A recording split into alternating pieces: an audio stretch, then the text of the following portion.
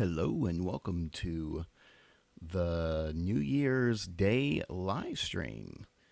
So glad you all could join me, and I thought it'd be nice to start off the New Year's stream with a little bit of jazz, and the reason being is because the destinations we're going to be heading to today, I think, perfectly reflect a nice, smooth, sort of laid-back kind of flying. It is the East Coast, and we'll be taking a look at two spectacular airports that were released last month. So before I go ahead and get started, just want to double check to make sure the audio is okay. This was a stream that I was hoping to do several weeks ago, actually, even before at least one of these projects even were released. But unfortunately, my old Audio Technica microphone, it was done. It was time. So I hadn't had a microphone for a while, and in fact, I still haven't replaced my microphone. But I did remember that I do have this boom mic that I use on my camera for Flight SimCon, and thought, you know what? This might be an excellent opportunity to test this microphone and see how well it works. So if there's some echoing or some sound that just doesn't quite sound right, do let me know. And I'll see if I can correct it. I've done my best to try to get this microphone working as best as possible. It's not really designed for this particular purpose, but hopefully it will work. Now, already, just starting up the stream, everything isn't working properly. For some reason, my P3D window just wasn't working, and I had to add a new window here, and it is not sized properly, so give me a minute to fix that. And if you would like to fly and be a part of the live stream, you actually can. I am in the Digital Theme Park Join FS server. And I'm also on TeamSpeak as well with Digital Theme Park. So if you'd like to come on and chat, you are certainly more than welcome to do so. Oops, I killed the window there. I can see there's someone back there in Join FS. That looks like the Alabeo R66. So someone is joining me. Perhaps not here in the in TeamSpeak, but there's definitely someone on the ground there, keeping an eye on me here. Just pull up TeamSpeak real quick. Yeah, I don't see anyone in here yet. I see there is someone up there at the top. Let me see. Let's jump up here and see if this guy is waiting on us. I see there's someone else in there already. All right, so as I mentioned, this is going to be a stream to catch up on quite a few projects, actually, that were released recently. Now, as there were so many projects released last month, which was absolutely insane, one of the things I was hoping to do, provided my before my microphone went out on me, was to try to show as many projects as possible in one live stream, that as opposed to doing one stream for a multitude of different projects. So the original purpose of this stream, had it gone live when I intended to, was to show off 4 different products at once. I think for this stream we'll do the 3. And that's 1 aircraft and 2 airports. So right now we're on the ground at Westerly State, and this is part of the Alex Goff Block Island scenery. And what he's done here is basically give us a nice light airport rendition of Westerly State in Rhode Island. He wanted to give us something aside from just Block Island. So if you want to do some sorties to the mainland, this is an excellent airfield to do it. And when I depart, actually, I'll do a quick fly over the airfield so you can see just how well done this light rendition scenery is. It's really well done. So we'll start here because this is part of the Block Island scenery.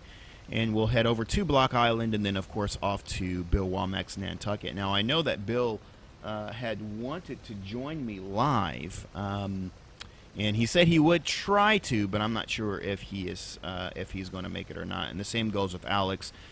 He had intended to be a part of the original live stream, but again, that one didn't go live. So, and in case you're wondering, we are taking a look at the Milviz Bobcat. This was also released last month, and this is actually a fantastic little airplane. So of all of the aircraft that are currently in development by Milviz, and of all the aircraft that I'm sure many of you are hoping would have gotten released in the mega holiday December. This actually is the aircraft that did make it out the door from Santa Claus. So we'll be taking a look at this today. So just taking a look at the chat, seeing a few of you are there. And again, Happy New Year to all of you. This is the first live stream of 2017. I almost said 2016. That's always funny. Whenever it's the beginning of the year, you're always thinking of whatever that last year was. So it takes a minute to remember. We are definitely in a new year now. So again, if you would like to chat with me live, you're welcome to come on Digital Theme Park. And if you're not sure how to do that, you can head over to airdailyx.net, click on the TeamSpeak icon, and that will get you directed into the server here. And I am on Join FS as well. Let's see here. Let's get Trek IR up and running. So this is the Milviz Bobcat. Let me fix this here.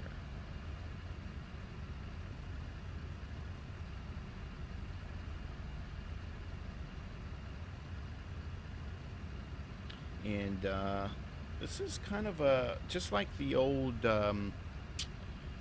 Red Bull, what was that? The Lightning, right? Is that the P50? Shoot, I can't remember off the top of my head. It's New Year's Day, so obviously up late, a lot of drinking, not much sleep, obviously. But this is another classic sort of military / GA aircraft for Milviz, and it's really nicely done. Aircraft interior and exterior all very nicely rendered, and the flight dynamics on this thing is really nice as well.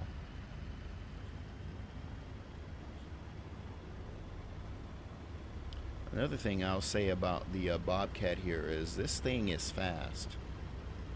This old girl definitely moves. There's the R22 over there. I'm not sure who that is over there. I don't have my labels on. I know with Join FS, I don't think labels work the same way as being in a direct server anymore anyway.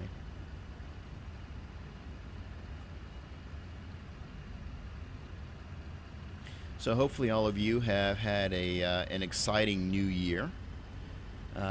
As mentioned previously, or quite a bit on Air Daily X, 2017 is going to be, I think, probably the most amazing year that we've probably ever had in flight simulation. And that's not only talking in terms of third-party products that we are expecting to be released. Come on, get on the center line there. But also just in terms of these new flight simulation platforms.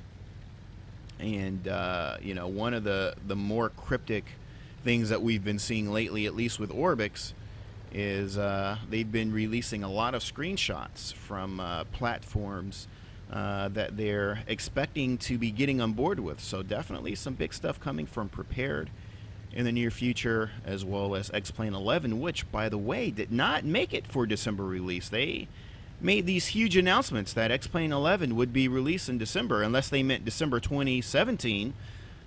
Maybe we we misunderstood that. Maybe they meant December 2017 and not December 2016, because we have yet to see that X-Plane 11 drop.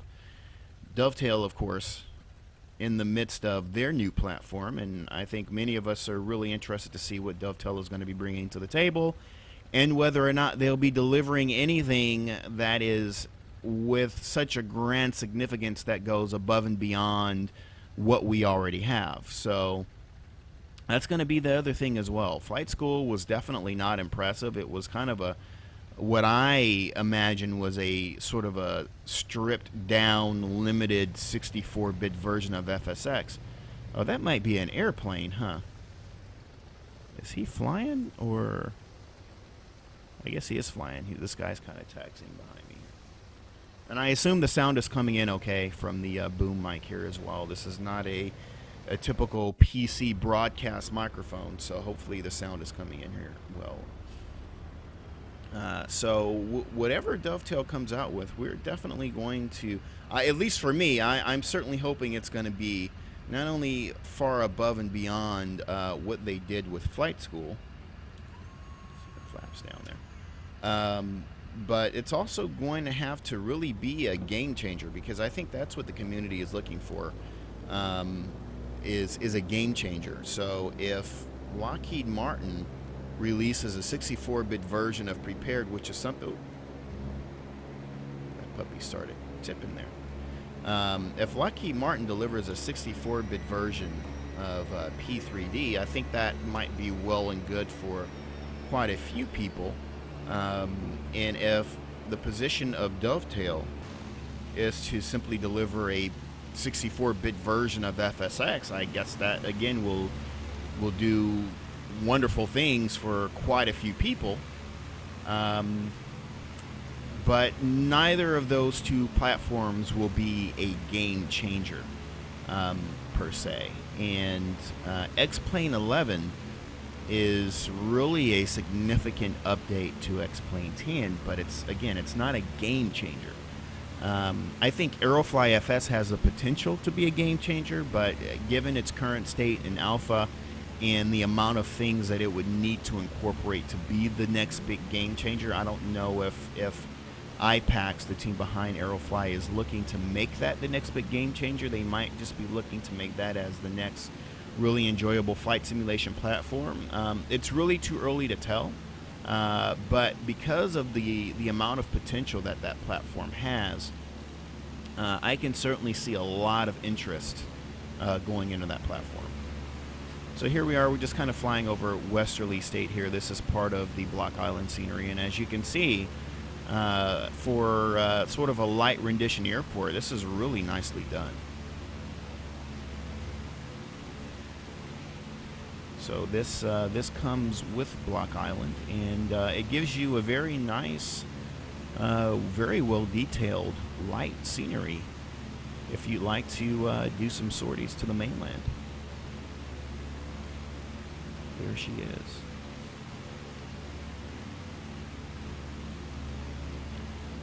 So yeah, I think, and I actually did some streaming in the Oculus with Aerofly, and I'm telling you, flying over that New York City scenery is unbelievable. And in fact, that city scenery for New York City is by far the most detailed city scenery I have ever seen ever in a flight simulation platform.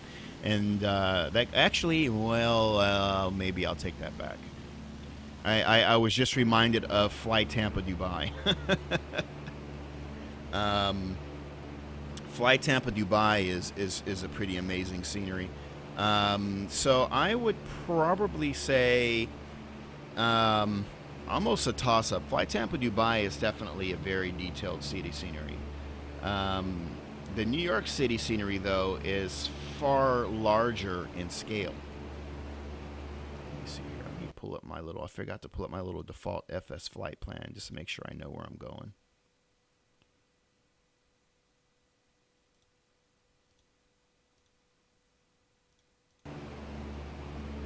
There we go. So, wow, how do I compare it to Fly Tampa Dubai? Those two are certainly the best I think I've ever seen, without a doubt.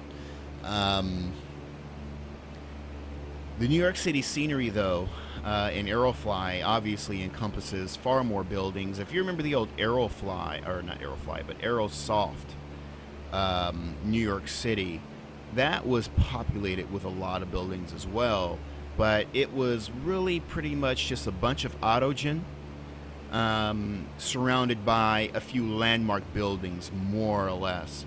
But the version in Aerofly goes far beyond that. I mean, almost every single building in the city is kind of modeled after the real thing, which is similar to that of the Jevietsky NYC, where they have pretty much modeled the entire city. But the difference with Jevietsky is a lot of those buildings aren't really textured.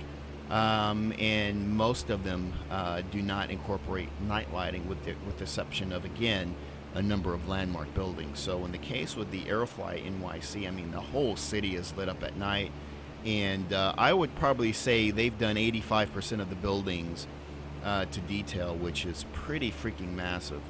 The night lighting is impressive, And again, I think it really just kind of goes to show how much potential that entire platform has. So, and if you fly over any city, it's pretty spectacular. So, I don't think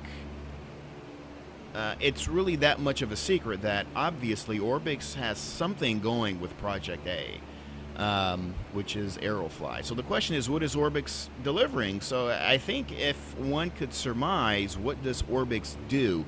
What do they develop, right? They develop mostly airports and terrain enhancement products. So, and what is something that Aerofly could use? Well, the terrain in Aerofly is actually already really nicely done in the areas where it is detailed. It does have autogen trees pretty much covering all of its major coverage areas, but where it lacks is autogen. So if you could imagine Orbx doing, like, you know, full terrain regions in Aerofly, I mean, that's already the first step. It needs a big bump in water. Pretty much when you fly over water, you're pretty much just looking at 3D photoreal unwater masked photo. So that needs some work, and definitely the sky textures need work. I would hope that the guys at Rex would take a look at that and maybe consider doing something with that. I think Rex has done a pretty fantastic job with that Global Airports HD, and I think that, you know, as a good sort of launching point for Aerofly FS to get all the airports around the world maybe covered in high quality default airports, maybe that's something Rex could do. Populate, you know, all those airports that haven't been done yet around the world, give it some very nice water options and sky and cloud options, something like that. I think that would really skyrocket Aerofly FS. And then of course the next thing is aircraft. So aircraft selection right now is very limited, but if we were to get, you know, like A2A, for example, to get some really high quality aircraft working in Aerofly, I think that would be the next step forward as well.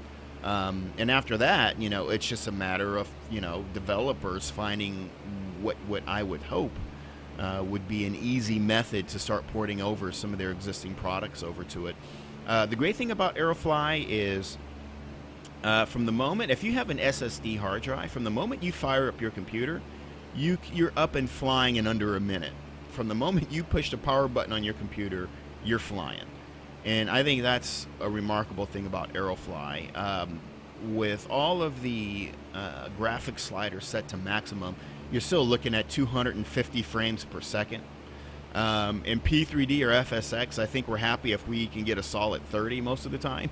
So that's a big deal as well. And you don't need major, massive hardware in order to enjoy it. And that's another, I think, incredible thing about Aerofly as well. So, and then aside from that, flying in VR is incredible as well, because the thing you have to keep in mind is a lot of people might say, well, you know, Prepared has VR support, or FSX has VR support through Fly Inside, which is technically true. I'm trying to see, how can I get off this panel a little bit? There we go. Which is technically true. For FSX or P3D, you definitely need Fly Inside. I know that, I'm trying to get a centered eye point here. I know that Prepared does have its own sort of default Prepared VR integration, but to be honest, it's really not very good. So in order to really get the full benefits of VR flying in Prepared, you definitely need Fly Inside. Like, that's without a doubt. And one of the big things is in Prepared, there's no means to manipulate controls. So if you just launch P3D, you can't click on anything. You can't use your mouse. It's just, you can look around, and if you have a HOTAS and anything's programmed into that, you can flip your switches and go fly that way. But that's pretty much it. So, but then there are a number of other issues, such as artifacts and things that look really, really bad. So Fly Inside really cleans all that up and gives you a means to basically manipulate all of your aircraft controls. So, oh, there's some floating houses here. I didn't notice that before. there are some floating houses down there. So yeah, that's one of the big benefits of using that. One of the aircraft I actually really enjoy flying in VR and prepared is the Razbam Metroliner. That aircraft definitely got a new lease on life. That thing looks freaking insane. If you have that aircraft in VR, just power that thing up, and it's unbelievable. And then of course there's a number of issues as well. For example, when you're flying in VR and prepared, certain aircraft just aren't going to work out. Like, you can sit in the cockpit of the Aerosoft Airbus as an example. Flying it though is pretty much close to impossible because it's really difficult to read a lot of the gauges. The lettering on the flight management computers are really difficult to make out. So stuff like that is really difficult. But certain VFR aircraft work really well because it's old steam gauges. They're really big, so they're very legible and easy to read. So I've been kind of going through and kind of determining which aircraft are better than others in terms of, oh, there's another aircraft over there. I just saw that. Looks like a C-172. Someone's in here with me. So yeah, there is definitely I think a lot of aircraft that are flyable. The Milviz Huey is certainly one of the helicopters that work really well in VR as well, because that Huey redo has gauges that are so freaking big. It's just an old aircraft. It's an old helicopter. So the gauges are so doggone huge that they're just really easy to see in VR.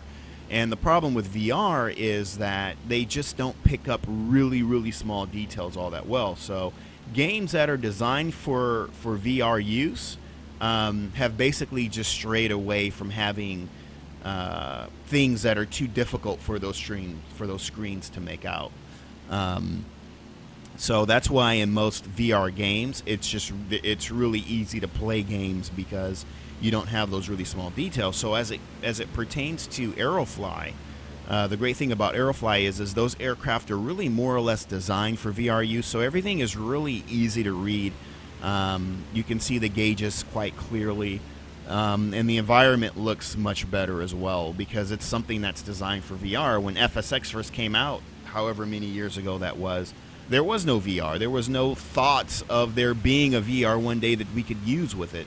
And no one ever thought that FSX and its many different incarnations would still be around in 2016 when it came out in 2007 or whenever that was. So there's definitely a lot to be said about FSX and prepared, and the fact that they're not designed for VR but will definitely work.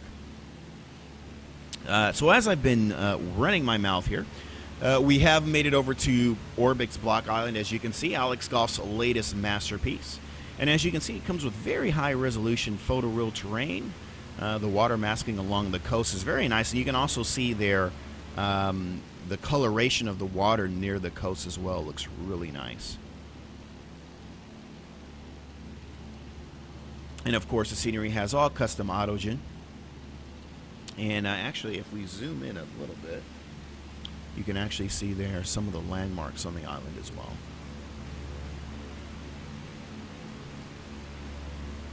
Very nicely done. And this marks Alex's second airport on the U.S. East Coast. I remember when he first released Homer up in Alaska, and I believe that was his second. Was that his second or third Alaskan airport? I guess I just immediately assumed that Alex would be sticking around Alaska. But then I think he just shocked all of us and was like, here, guys, something for the U.S. East Coast. And that was pretty fantastic, pretty amazing. So he has returned once again to Block Island. Not sure if he's going to stick around for another encore. I think I certainly hope he does, because there are a lot of fascinating places to fly on the East Coast. For most of us who are used to sort of PNW, SAK, all those sort of West Coast terrain regions. A lot of us like flying around mountains and so on and so forth, but I think there's a lot of fascinating places to fly on the East Coast. And in fact, with our digital theme park group flights on Saturdays, and I've missed the last couple. But we've been exploring a lot of really interesting places, and thank goodness for those Orbx enhanced freeware airports, because those definitely make a huge difference. And every time we land at one of those airports, it's just a thought of, oh, I hope Orbx does this, or I hope Orbx does that. So the last flight that I did, we actually wound up at, forgot that Wright Brothers Memorial Field there. And Orbx did a really fantastic rendition of that airport. And it's pretty amazing. It's really nice to get out and walk around with the Avatar guy and see the landmarks that they added with it. Even where the first flight was, they have the different sort of landmarks of how long the first flight was, and the second flight, and the third flight, and so on. So pretty fantastic stuff. So there's a lot of really exciting stuff for Orbx to venture out to on the U.S. East Coast. But additionally, even just looking at Block Island here, I have some thoughts that, it may not be a bad idea for Orbx to consider venturing down to the Caribbean at some point and doing a lot of those islands. So Orbx is sort of renowned for the proverbial small airstrip, and the Caribbean is chock full of them. So between Taxi to Gate and Fly Tampa and Latin VFR, probably would be really nice. Who's the other one? Tropical Sim as well. I wouldn't mind seeing Orbx at some point in the future making their way down to the Caribbean and doing a lot of these islands. So if you're just joining me, welcome to the New Year's Day live stream. Just showing off Block Island and Nantucket and the Milviz Bobcat, which are all products I had planned to do last month, but unfortunately with the passing of my microphone, a lot of the streams that I hoped to do last month unfortunately got shelved for a later date. So finally I'm starting to get a little bit caught up with my camera microphone, my boom mic, and hopefully the sound is coming in okay. I'm probably sure it's nothing anywhere near as good as the old microphone, but hopefully the sound is coming in okay. And now we're just making our final approach on the Block Island. And one of the things I can tell you already is when I first landed here, I was already conflicted as to whether or not this is my favorite Orbx airfield. I don't know. It's pretty close. I mean, I look at Misha and Jared and a lot of Alex's old stuff and Russ White, and it's like, it's really hard to really figure out what my favorite Orbx airfield is. Turbulent too. I have to give those guys a shout out for the stuff that they did for Orbx as well. It's really hard, but there's just something about Block Island here that really, I don't know, it's damn good. So I'm just going to start off by saying that right off the bat. Alex did another amazing job. I'm trying to remember what that airport was, that other airport that he did over in Maine.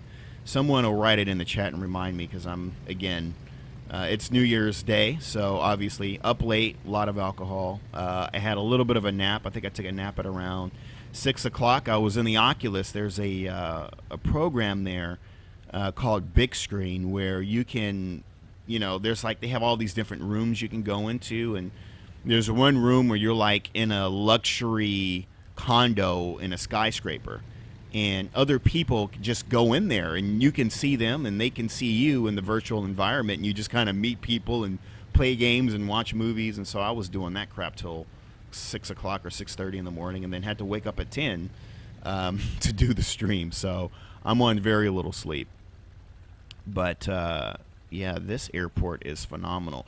You can see there just in the background a lot of the New England-esque, if you will, type houses, and nice fencing. I mean, this really just has that New England feel to it.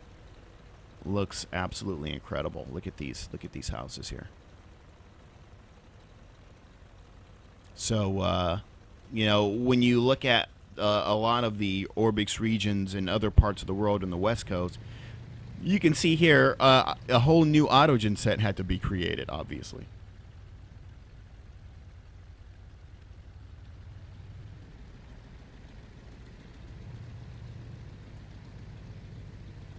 And so again, if you're just joining us, we've just got on the ground here, just trying to look at the chat there. We've just gotten on the ground here at Block Island, which is the latest Alex Golf masterpiece. So we'll be taking a quick look here at Block Island and then making our way over to Nantucket. And that is the latest Bill Womack masterpiece. And both Bill and Alex did want to come on for a live stream when I initially planned it, but unfortunately I had to cancel the stream because of my broken microphone. And so I am in TeamSpeak. If you'd like to come on in TeamSpeak and chat, just head over to airdailyx.net and click on the TeamSpeak icon. In fact, I should check and see if there's anyone in there. Let's see here. I don't think anyone's jumped in. A lot of people are shy. Where is that thing?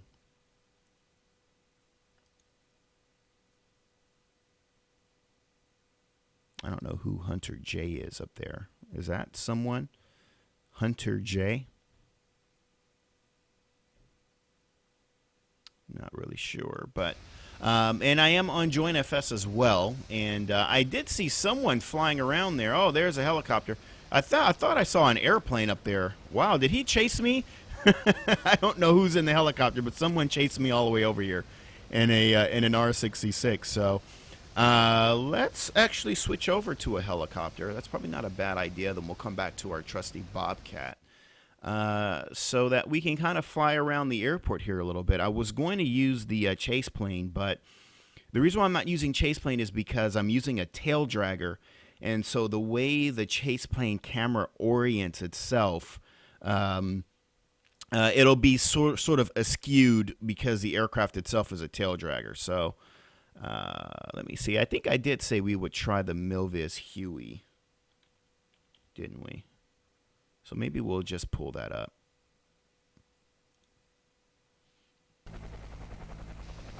There it is. I know a lot of people were really curious about the Milviz Huey. So you can actually take a look. And as I was saying before, in VR, let me orient my head position here. In VR, all these gauges show up really big and bold, so you can see them really clearly in the Oculus. So all these guys hanging out back here are all selectable within the Milviz control panel. So first impressions already, now that we're on the ground. A lot of these cracks on the ground look like puzzle pieces almost, don't they? Just taking a look here at the entrance. The parking lot is... I think, you know what? I can officially say that I think Alex Golf officially holds the record for the best parking lot ever in an Orbx scenery.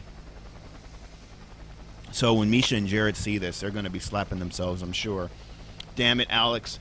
But that's definitely the best looking parking lot I've seen so far. Just look at that, the quality of the tarmac there.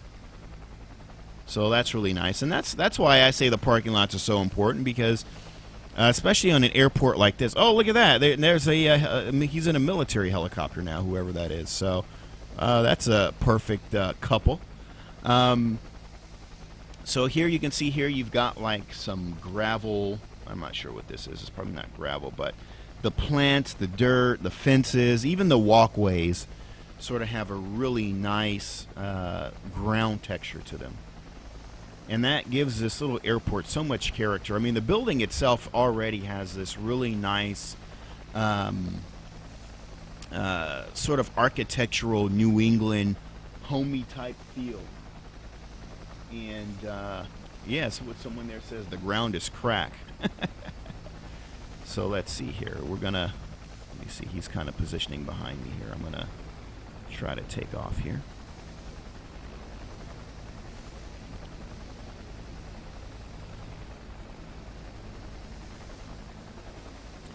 So you have another nice static Islander.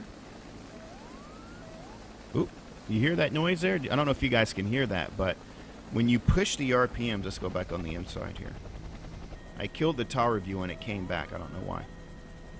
If you push the RPMs too high, you get that sort of RPM warning.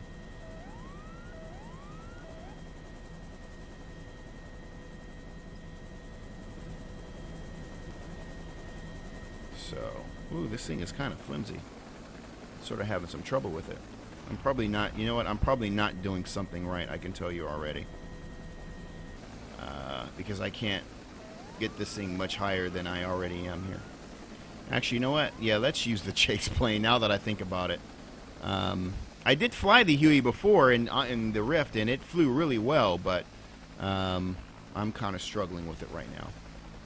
So let's go ahead and pull up the chase plane since I'm not in the tail dragger, and hopefully chase plane did not delete all of my access control assignments,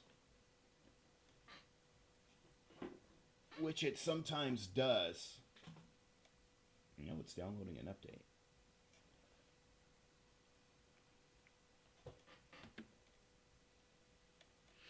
And once again, to all of you joining, Happy New Year. So this is the official first live stream of 2017. And like I said, it's going to be an exciting year. There's some really amazing stuff that's coming out this year. And there's a lot of stuff I can't talk about. There's always stuff I can't talk about, unfortunately. But there's definitely a lot of stuff that I'm really looking forward to, not only just in terms of third-party releases, but also in terms of just other things in general that are happening in the background that many developers are engaged in that they've kind of shared with me that I can't really share yet, but pretty impressive stuff. I think, once again, Chaseplane has killed all of my settings. No, it hasn't, but...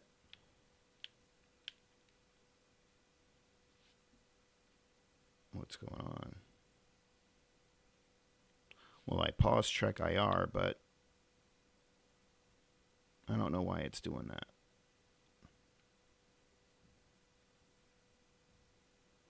All right. Yeah, Chaseplane is, I'm telling you, Chaseplane is probably one of the best programs, I think, ever as far as utilities are concerned.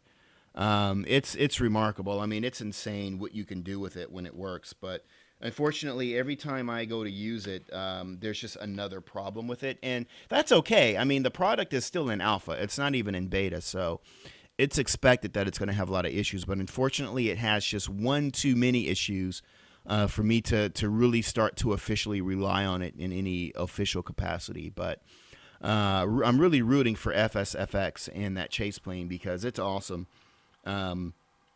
It's still kind of interesting how the EasyDock people have suddenly arrived on the scene, announcing a new update after many years of kind of just silence. Let me see, MD. We're going to go back to our trusty 902.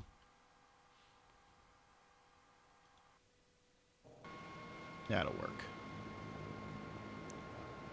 So it's interesting. I mean, they've been kind of in and out of the background for the last several years in terms of just like slight periodical updates, if you will. But unfortunately, nothing really major. I know that when Prepared first came out, there was never really an official sort of EasyDock for Prepared. Sorry. And so a lot of people kind of had to find unofficial ways to get it to work, and it was a nightmare, and the interface was always very difficult.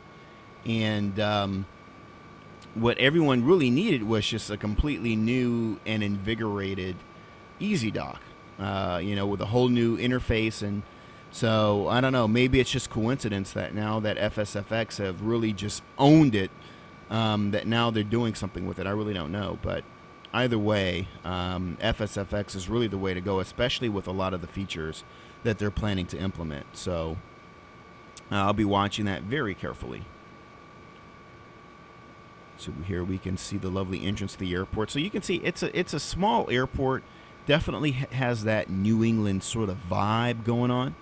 But the thing that I really like about it is the fact that it has a lot of character. I really love the way the quality of the textures are. You can see here the entrance.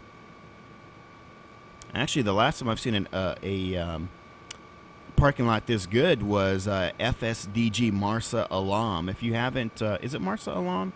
I think it is. If you haven't seen that stream, I definitely recommend you check that out. That one was also really nicely done as well. You can see here, I mean, even the sidewalks are nicely done. Got nice cars here in the sort of parked in front of the terminal here. So, I mean, it's got that New England vibe going on, and there's a lot of attention to all the little details here as well. I mean, you can even read the parking signs, and there's an open hangar there as well. So, I mean, it's not a huge airport per se. I mean, it's small, it's quaint, it's New England, but this is kind of exactly what we would expect coming from a scenery like this. I mean, this is sort of the antithesis, if you will, of what makes small airfields like this so much of a treat to visit. All these shrubs, and I mean, again, it's not huge, but it's small and quaint, and it's a perfect sort of airfield to kind of enjoy. And again, you've got Nantucket, which is where we'll be heading out to shortly too. So, I mean, if you're like me and your time is limited and you figure, okay, you know what, I've got to be to work in an hour, I'm going to do a quick flight from Nantucket to Block Island and back. I mean, this is perfect for that sort of thing. And in fact, I want to go on this hangar because I can see there's little shelves mounted on the wall. Let's see here.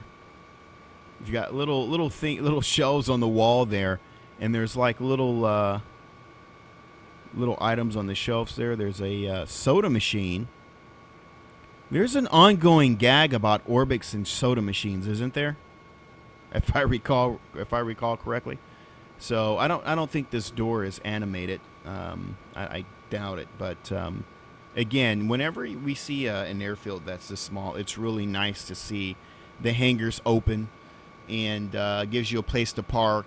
And there's no aircraft or anything in there, but again, you've got even these sort of transparent windows. So it's just those little things that really make, I think, a big deal, a big difference in small sceneries like this.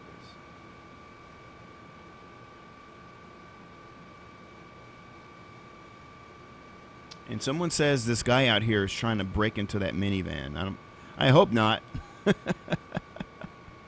That's kind of he. There's not very far for him to go. He's on an island. Rhode Island. Actually, I didn't know that Block Island was part of Rhode Island. Why did I think it was part of Connecticut? Yeah, it does make sense because it's right off the coast of Rhode Island. That makes perfect sense.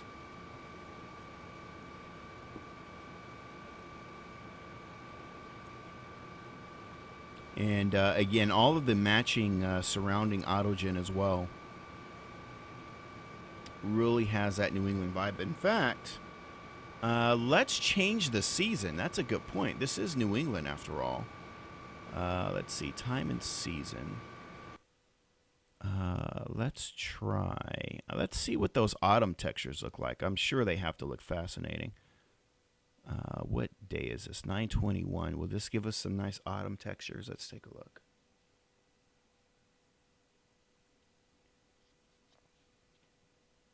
And Dane Flats in the chat is right. I need the garage remote. But there should be a button on the wall, I think, if you're on the inside. I think. And Amos is here. What is that?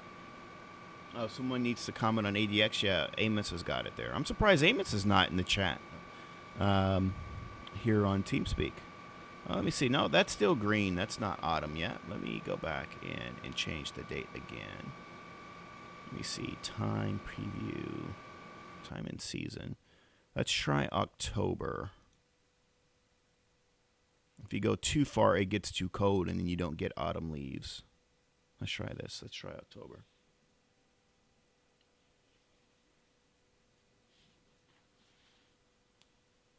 Amos, you're on TeamSpeak?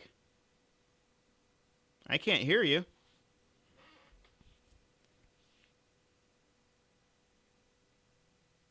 Let's see. Your window's going to go blank here for just... There it is. Oh, that's beautiful. There we go. Now we're talking. Look at that. Let me just pause that real quick. Now we're in New England. Look at that. Let me see here. Oh, I just launched Chase Plane again.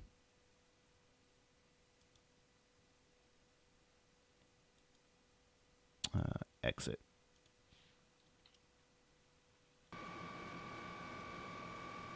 Now we're talking. Now that, boy, that's red, isn't it? And you can also see here as well, the coloration of the terrain has changed. So it's not as greeny as it was with those summer textures. Man, this is super freaking autumn up here. Look at that.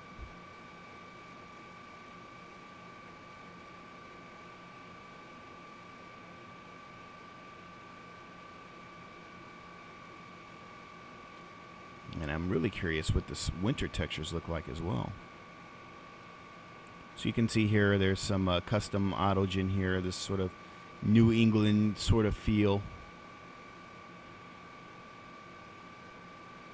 Here you have the little harbor. This actually looks like a nice, quiet place to live, doesn't it? The kind of place you'd want to retire to.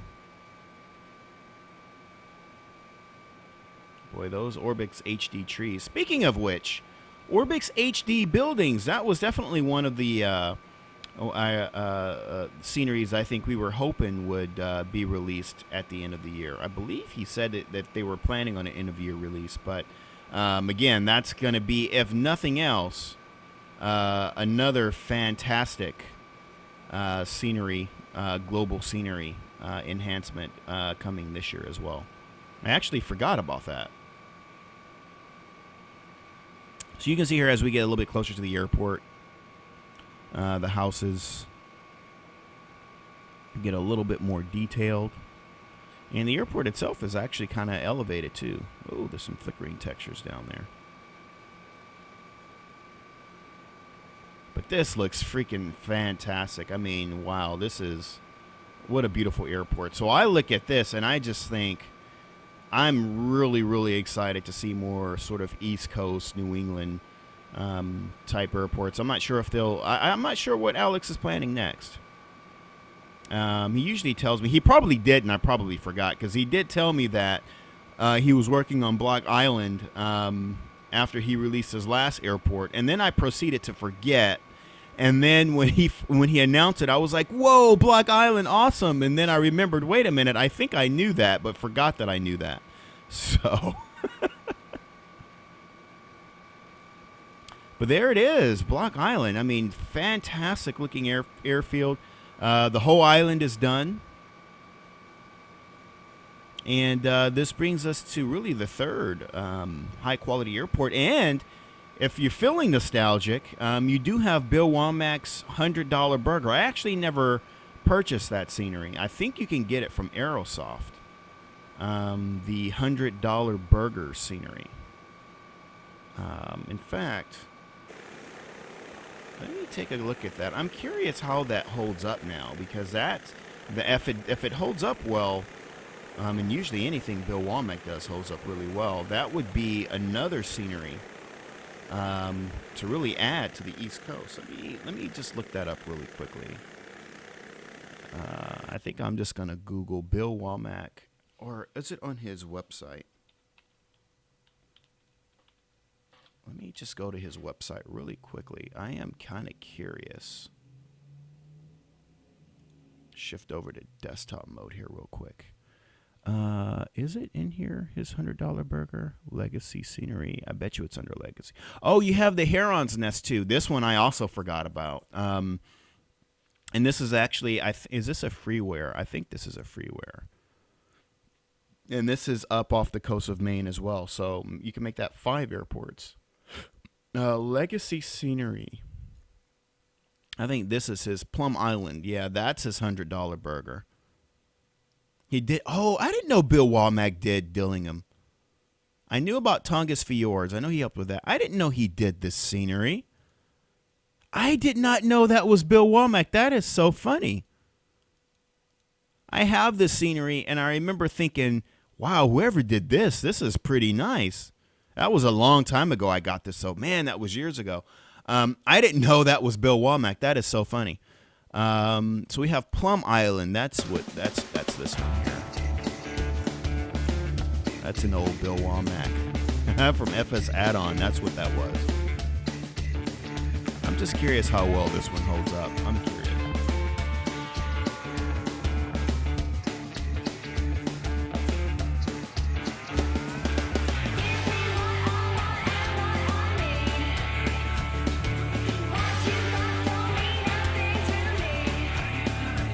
Actually, don't look bad. Shoot.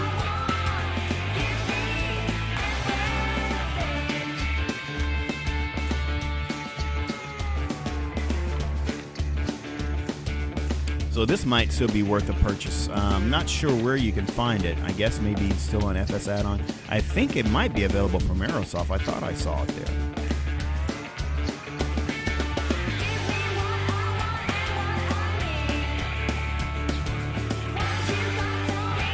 But he touts this as a legacy scenery, so I'm assuming this doesn't he doesn't equate it with his current level of talent, which would be accurate because Bill Womack is he's done quite a bit over the years. But I think that's still probably a worthwhile purchase anyway because it's still a huge notch up over freeway. So nice.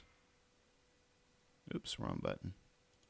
So yeah, okay. So you do have that too.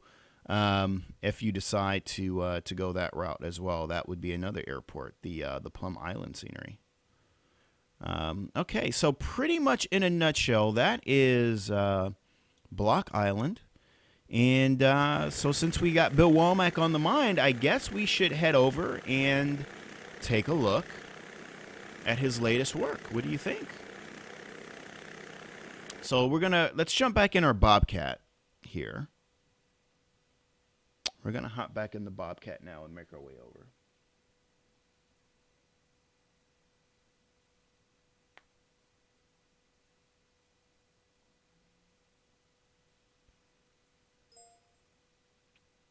Oh, someone's messaging me on TeamSpeak.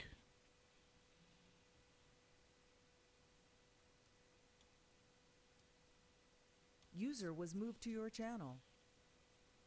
Amos!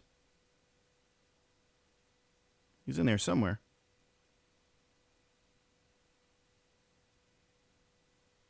Oh, I can't hear you. Oh, there he is. He's working on his mic.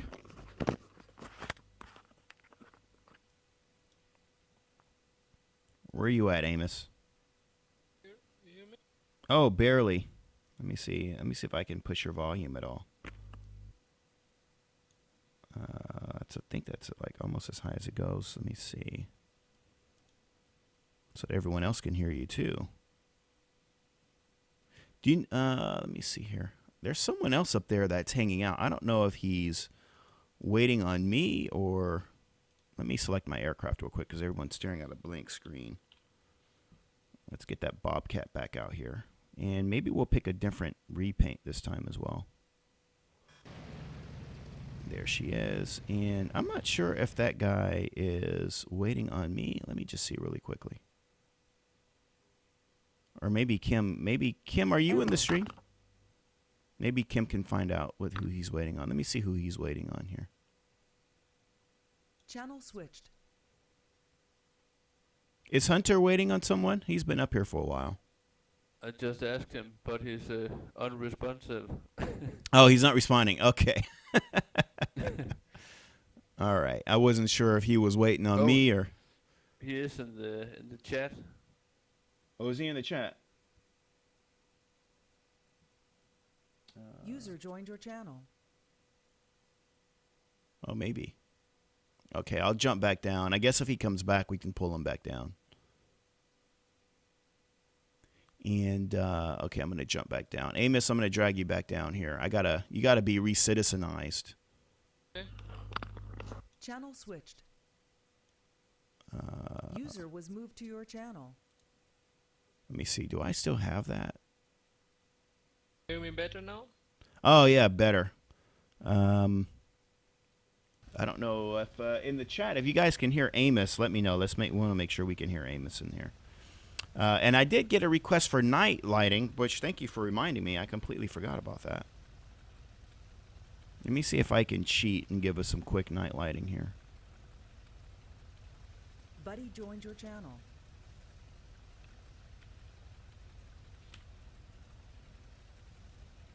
There's some quick night lighting. I don't think Block Island has nighttime operations, do they?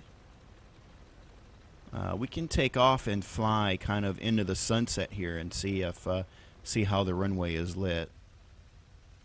Some cute little night lights there. I've got some nice lighting there on the building and in the walkways there. Yeah, but These- the runway is not. Yeah, the runway isn't right, but these lamps here though should light up. So I'm thinking I might have to. I don't think Time Preview is going to turn those on because I do see there's some street lamps there. Let me see. Let me find a correct time to change for the night lighting here real quick.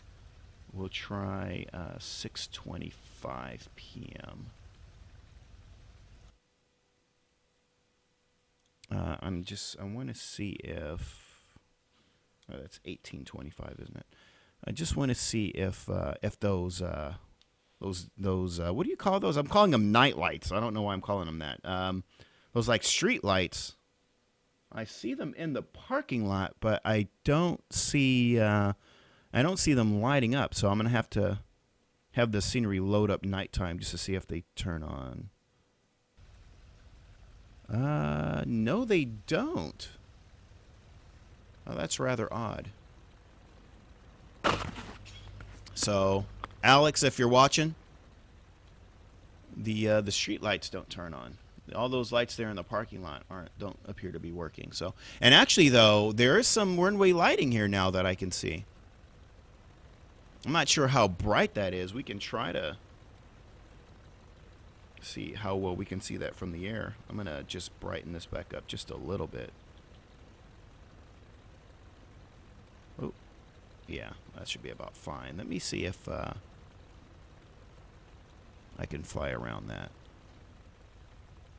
And where did our buddy go? There was a helicopter. I think that was Kim probably flying around in the helicopter there. It was, yes. Oh, it was you. You disappeared. Or he disappeared.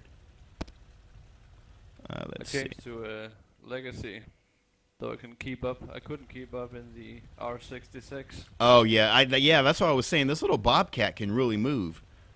Yeah. This thing's got some power. Another thing I'll say about this aircraft as well is the sounds are amazing. Let's see. Let's fly. We'll do a quick fly over the island here at night. See some of the lighting. And you can see there, Alex actually has some specular mapping there on the taxiways. I didn't notice that before. That's actually some of the best groundwork I've seen in an Orbx project here at Block Island. Very nicely done.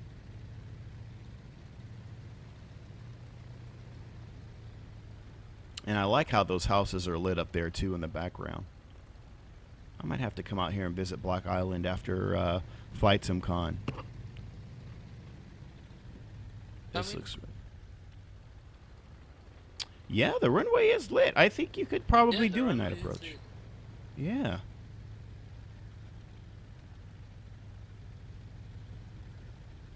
Let's see.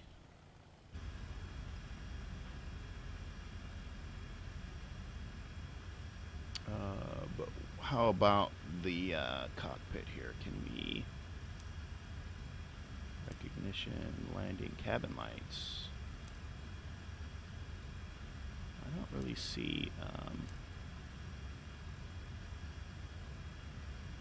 compass light.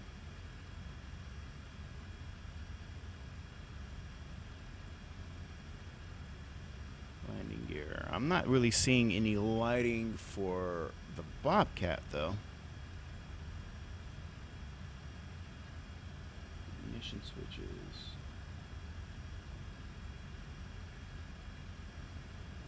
It's perhaps just a little too dark in here, though. Cabin lights don't seem to make any difference at all hitting that button. Oh, yeah, that's got to be a bug. So it looks like Milviz needs to release another update, because when I turn it on, you can see here on the GPS. That's the only change that makes. And there does not appear to be any gauge lights that I can see. Or instrument lights. Navigation lights are on. Okay, Compass. Go into the airport. Huh? Yeah, see there's a compass light, but the compass light doesn't actually light up either, so.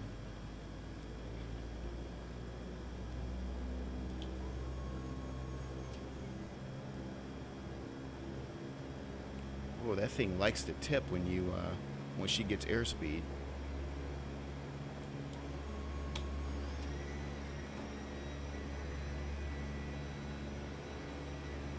That's a little too dark.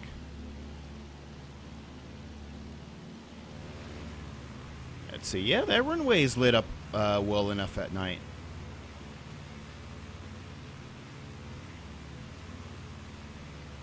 Yeah, not bad at all. Let me see. Let's go to like complete nighttime and.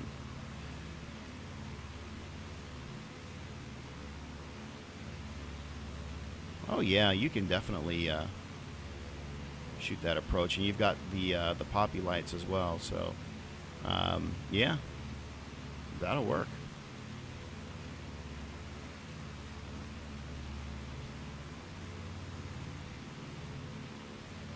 And let's go. Oh, look at that. There's a little beach there. Are there little people down there? I'm not sure if those are people or if those are just little like umbrellas. I didn't notice that before in my little flyover. It's a nice little touch.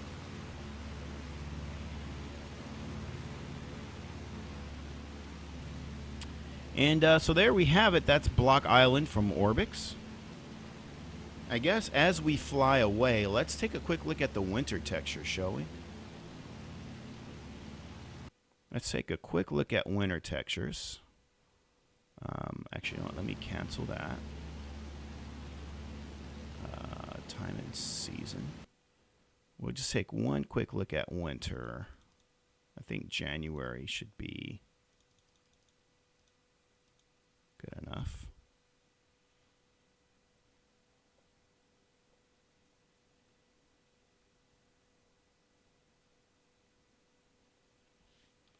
And FS Syndicate says he's actually flown into this airport a few times. Yep, that's what.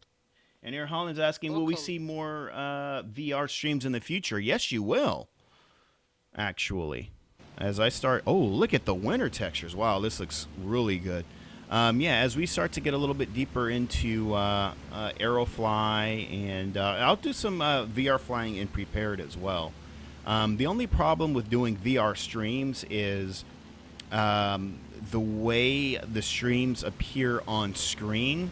They don't appear on screen like as if you're flying like we are now. It's like a vertical screen, and I don't know why it shows up that way. So it'll look a little bit elongated and weird. But yeah, I'll be working on doing more live streams in VR. Absolutely. Were you saying something there, Amos? No, I just local. Well, this place looks cold.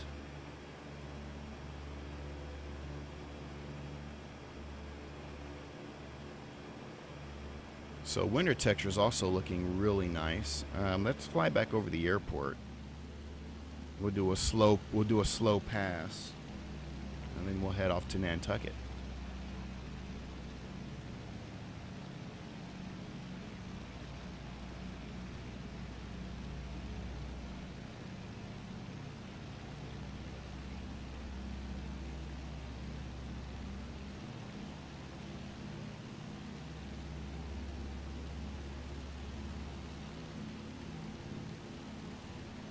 And just a nice little low pass. So again, if you're just joining us, this is the New Year's Day live stream. And we're taking a look at Orbx Block Island and iBlueYonder Nantucket, which is the first payware scenery under Bill Womack's Nantucket. Or under Bill Womack's iBlueYonder, I should say. And so we're just making our way out of Block Island now, taking a look at the winter seasonal variation there, which looks very lovely.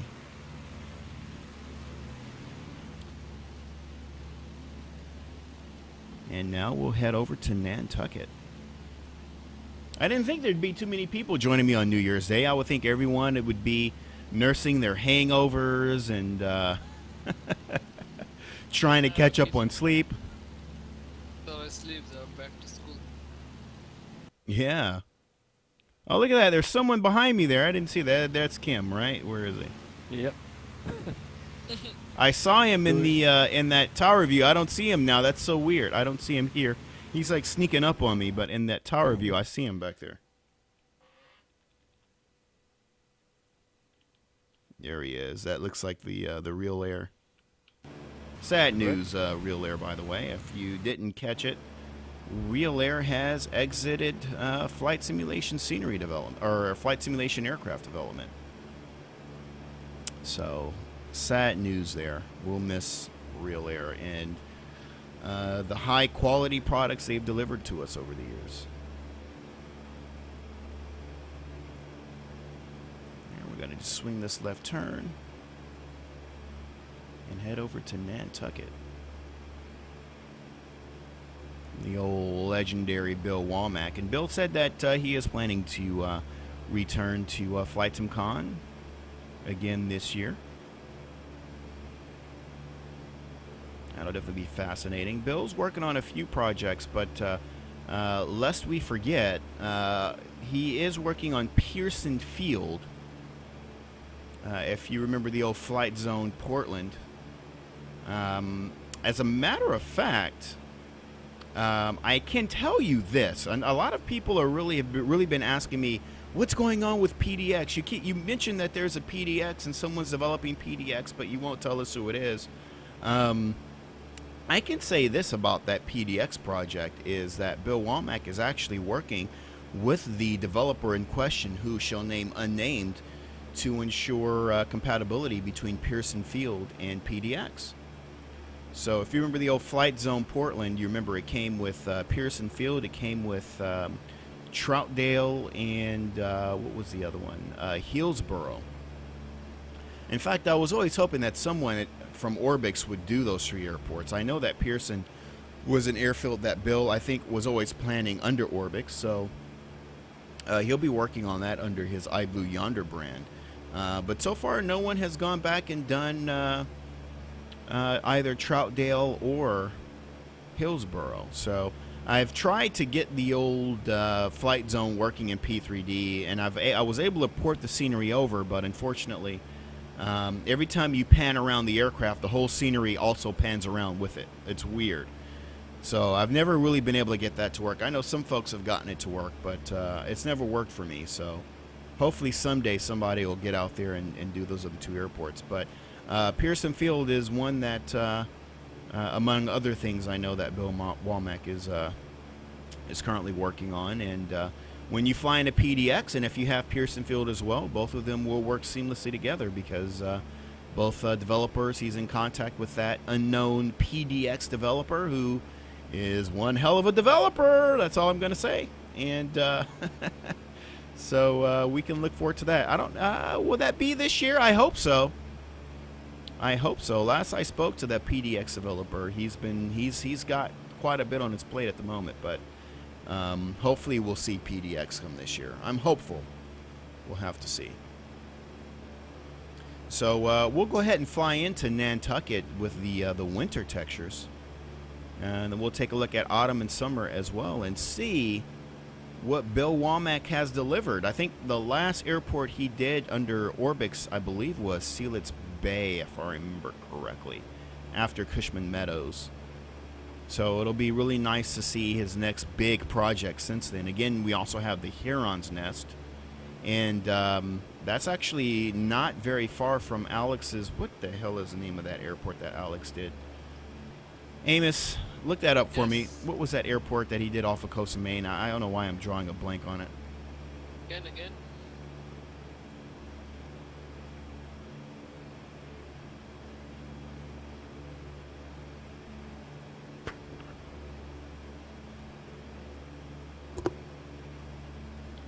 And Mantalk Productions is saying the Nantucket winter textures don't sync the same as FTX Vector winter snow textures, as far as I've seen. You know what? I actually haven't pulled the winter textures from Nantucket yet, or the autumn textures yet. So I had intended to actually show off Nantucket before it was released. I had an early pre-release candidate beta. And I kept having problems with the scenery not showing up properly. And Bill kept working with me on it. And as it turns out, I think the problem was my fault. So as he would release a new candidate, I would just delete the files from the simulator and then just install the new candidate. And so without removing it from the scenery library, what was happening was the scenery file just kept stacking Nantucket on top of itself, and I think it did it like 15 or 20 times, and I was going crazy trying to figure out why isn't the scenery showing up. So that was one of the other reasons as well, because I was going to start the stream a couple of days ago, and I kept having trouble with the scenery, and I think Bill was really slapping himself on the head trying to figure out why the hell is DeAndre having these issues. And then at the last minute he goes, you know what, check your scenery CFG and see if you have a double. Oh, there's a double, all right, a triple and a quadruple, and I don't know what comes after quadruple, but there were, I think, about 15 entries for Nantucket, so that explains that. Yeah, so finally I got that up and running, but then I never got the chance to see the other seasonal textures. I had brought up a number of issues in the beta that he corrected, but I never made it to the other variations, because when he made the corrections and then released the new versions, after that it never worked. So anyway, I guess I kind of noobed out on that.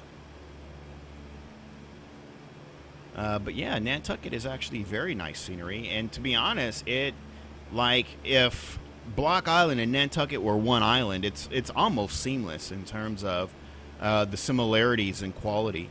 And I know there was a lot of conversing between Bill and Alex between these two sceneries as well, and I know for a time they were hoping to release around the same time.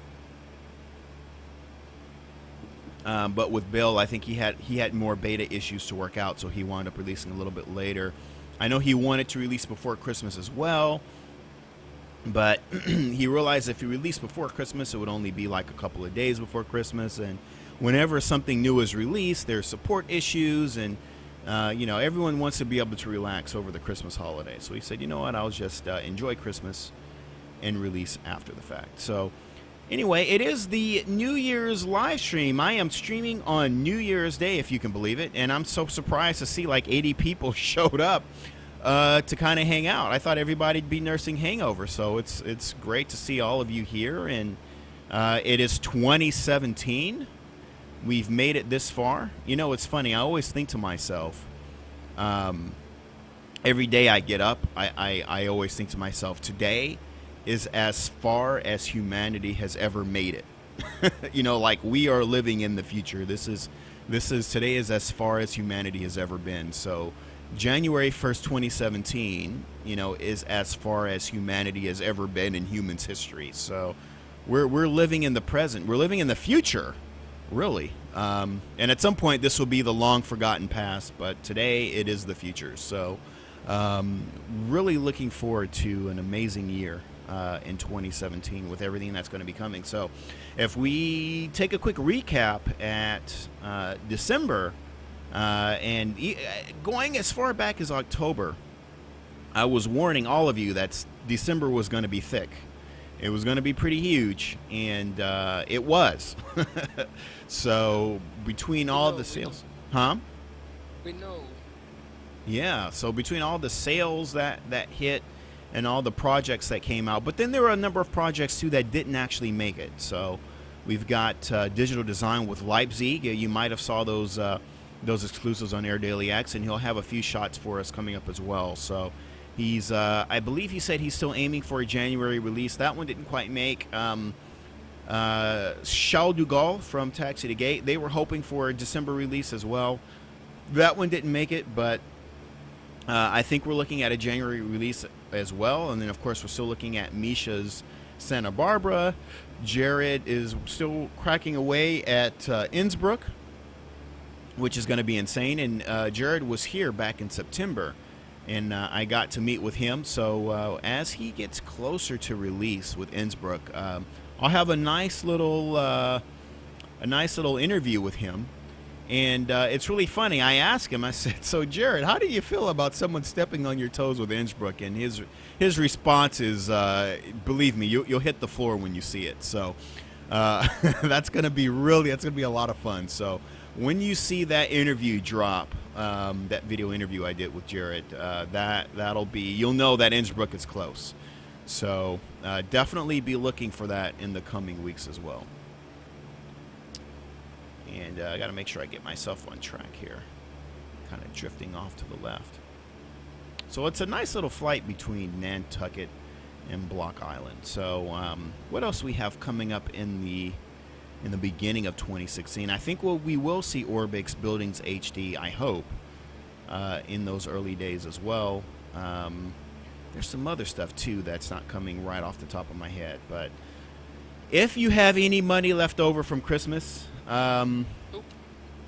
if any of you were smart enough to save some money, yeah, you're going to go broke again this month. So I almost said next month, but we're already in January. Show you the change log. Yeah. I can still barely hear you, Amos. Okay. I don't know if the people... Can you guys in the chat hear Amos? Well, I'm on TeamSpeak as well, and I can barely hear him as well. Really? Yeah, because I can hear. Yeah, I can hear Kim pretty clearly. GHP88 in the chat is asking, "Is ADX my full-time job?" ADX is certainly a full-time job, but it is not my full-time job. No, I work for a living. I am now almost 18 years in the airline industry. So I've done everything from starting off as a rampy back in when did I start? 1998, I believe. My first job as a rampy. Oh, there's that. There he is, little barrel roll there. There he goes. And I've done everything from that to flying to upper management to corporate, just about everything you can think of in the airline industry that one can do. I have pretty much done. So 18 years, and I've worked for several major airlines. I work for a major airline now. I won't mention the name of it, but yeah, so that's my full-time job. So, and then I run Air Daily X when I'm not working. So in Air Daily X, I don't consider a job per se, because if I did, I would have quit long ago. But Air Daily X is really a side hobby. So I am a flight simulation enthusiast, like all of you, and I just happen to enjoy writing about it, and that's pretty much it. So not really so much a job as it is just a side hobby. It's fun to run the website and meet people and have relationships, because I've been doing flight simulation for half my life. So I'm 35 years old, and I've been doing this for half my life, literally. So I remember in those early days, I was kind of a weirdo, because I didn't know anyone who had an interest in flight simulation other than my dad growing up as a teenager. My dad always had a flight simulator of some sort back on his Apple Macintosh computers. There were a lot of like combat flight simulators, not airliner simulators per se, but combat flight simulators. And so I kind of started off with combat flight simulators with F-18 and Warthog. If any of you guys remember those old games from the sort of the mid-90s, around like 94, 95, Apple had a lot of combat simulators, and they were mostly just like pixels, but back then they looked really good. They looked kind of cartoonish, really. But I kind of started off on there, and then my first flight simulator was FS98. So, yeah, I've been around for a little while. But back then, it's like I didn't know anyone who was into flight simulation like that. Just like, if you were in flight simulation, like, there was something wrong with you, I guess, because I think, and that's the case with many of us, we didn't know anyone. There really wasn't all that much of an internet back then, so it's not like you could just go online and meet people. I mean, you had chat rooms, but the chances of you meeting someone in a random chat room that were interested in flight simulation, I mean, that was more perverts hanging out in chat rooms. So there really wasn't much of a community that I was aware of. I think the first online community I came across was Flyaway Simulation, but even then it wasn't much of a forum. It was just a place to download stuff. And then I came across AvSim, I think in 2004, right around the release of FS9, because we started getting heaps of freeware add-ons. And I hadn't purchased anything payware yet, so with all those freeware add-ons with AvSim, I started downloading stuff and discovering the forum, which back then was a very warm and welcome and friendly place, and lots of nice people, and it was great back then, and I really enjoyed it. So I don't really hang there anymore as of the last probably 10 years or so, but yeah, I discovered that, and then it really was only since the advent of AirDailyX that I really started meeting actual people and developing friendships and stuff. So AirDailyX actually opened those doors for me, and so that's why I consider it a part of my lifestyle and hobby, if you will, because yeah, it's all the people you meet. Like Amos is here in the chat. I got to meet him. I'm pretty sure I'll see you again in 6 months' time in June, and then there's the people that I chat with online, like Kim, who's hanging out in there somewhere too. I'm testing again. Is it better now? You sound like you're like far away. I would say 15% better. Yeah, a little bit better. A little bit better. Yeah, sorry. It's probably my headset. So, right. Air Holland is going, is 35 old? I don't know. I guess I feel old. Maybe it's not. I guess 35 should be young. I'm older. It's okay. You're young. Yeah, I should. I guess I'll feel young if I get back on the bike and lose maybe 15 pounds, and I'll start feeling young again.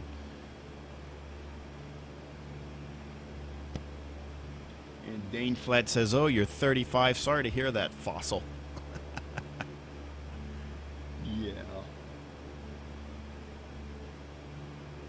And GHP88 says he met a person who loves Flight Simulator and Yahoo Messenger. So. And Holland says he's 32. We're young. Okay, I guess we're young. The first sort of can kind of make out Nantucket there in the distance, starting to come into view there at 12 o'clock. As we start to get a little bit closer to the Bill Womack masterpiece. Bill Womack, of course, living the life, Bill. He's kind of like just retired, and he just does flight simulation development for fun. I follow Bill Womack. We're friends on Facebook, and he just kind of lives the life and enjoys flight sim development just as a passion, which is a really good thing, too. You can tell when a developer is developing because, you know, that's just, they need the money versus someone who still relies on the money but is passionate about it. You can definitely tell. And Bill, he really just develops out of his passion. And I think that'll come into view here in about 5 minutes or so as we start getting closer to Nantucket. DeAndre, do you have the identifier on top of your head? Identifier for Nantucket will be Kilo Alpha Charlie Kilo. Thank you. Do you have the scenery, by the way, Amos? Yeah, of course. I bought it like minutes after he said. Oh, nice. And I'm sorry to say I don't. I've been doing a A2A constellation flight from Heathrow to Portland, just south of Gander Airfield today. So How's that, Connie? I don't have it yet. I've been flying the It's 717. absolutely fantastic. Oh God, I bet it is. Yeah, I need to reach out to the A2A guys. I'm so excited about that plane. I guess the thing is the 717 came out first, so then I just started getting into that, and so I haven't had the time. But when I start with the Connie, like, she's gonna have my undivided attention for like a month. That's probably the only thing I'll be flying. So I'm trying to get the 717 just like out of my system for now until they get the next update or service pack going.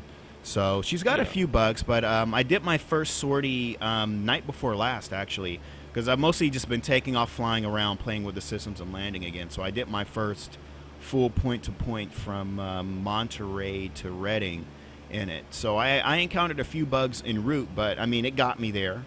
So a lot of the complaints that I've seen are really kind of egregious. Like, I mean, yeah, there are some bugs that they're working on, but you would almost think the plane wasn't flyable with some of the comments that I've seen out there, and that just simply isn't the case. I mean, that thing is a freaking masterpiece. So it does need some work, though. The night lighting needs a lot of work, or the lighting in general at night. You can barely see the strobe and navigation lights.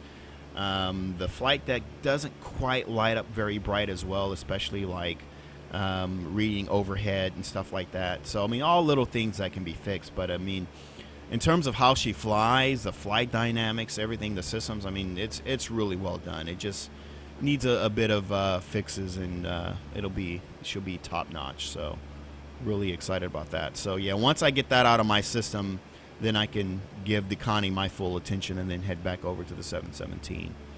But yeah, I mean, just looking at that video, especially like when you're flying it, you're just doing it alone? So you've got like the first officer and engineer and all that going?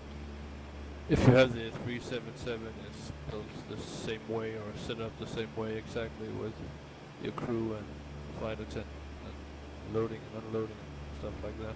Are they frustrating at all having to wait on them to kind of catch up, or do you kind of like that simulation part of it? I really like it, but it's much quicker in the Connie than in the 377.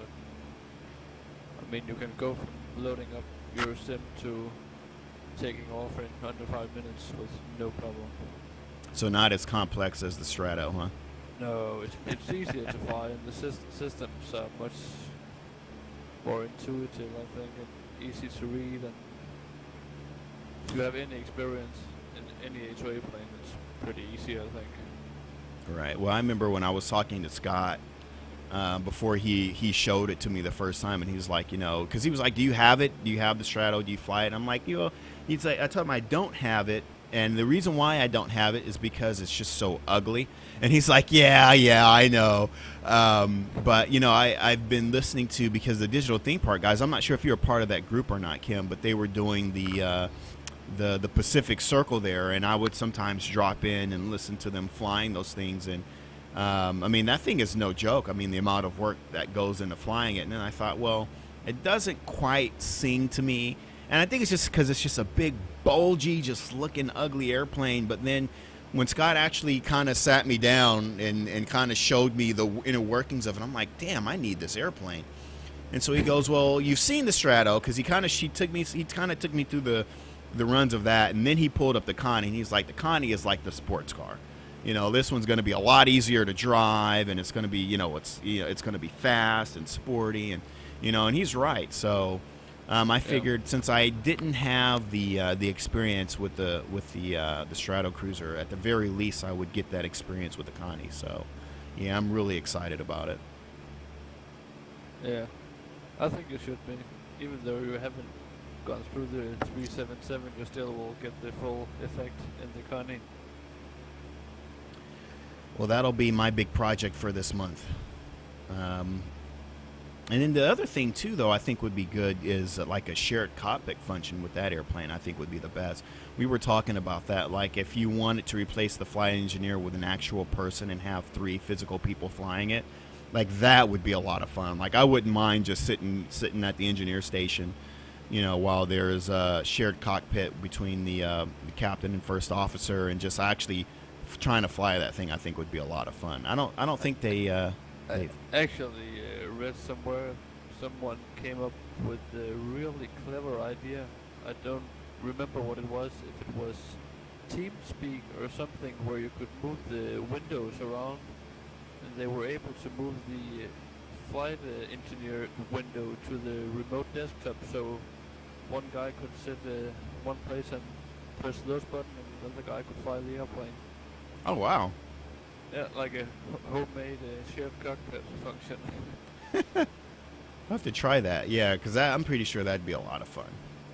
Yeah. All right, so for those of you watching now, we have officially made it over Nantucket. And there's the winter textures. So I think now I'm actually going to go ahead and switch over to summertime. Since we're flying now, better to take a look at it now while we're in the air. That's if it will work. Let's see.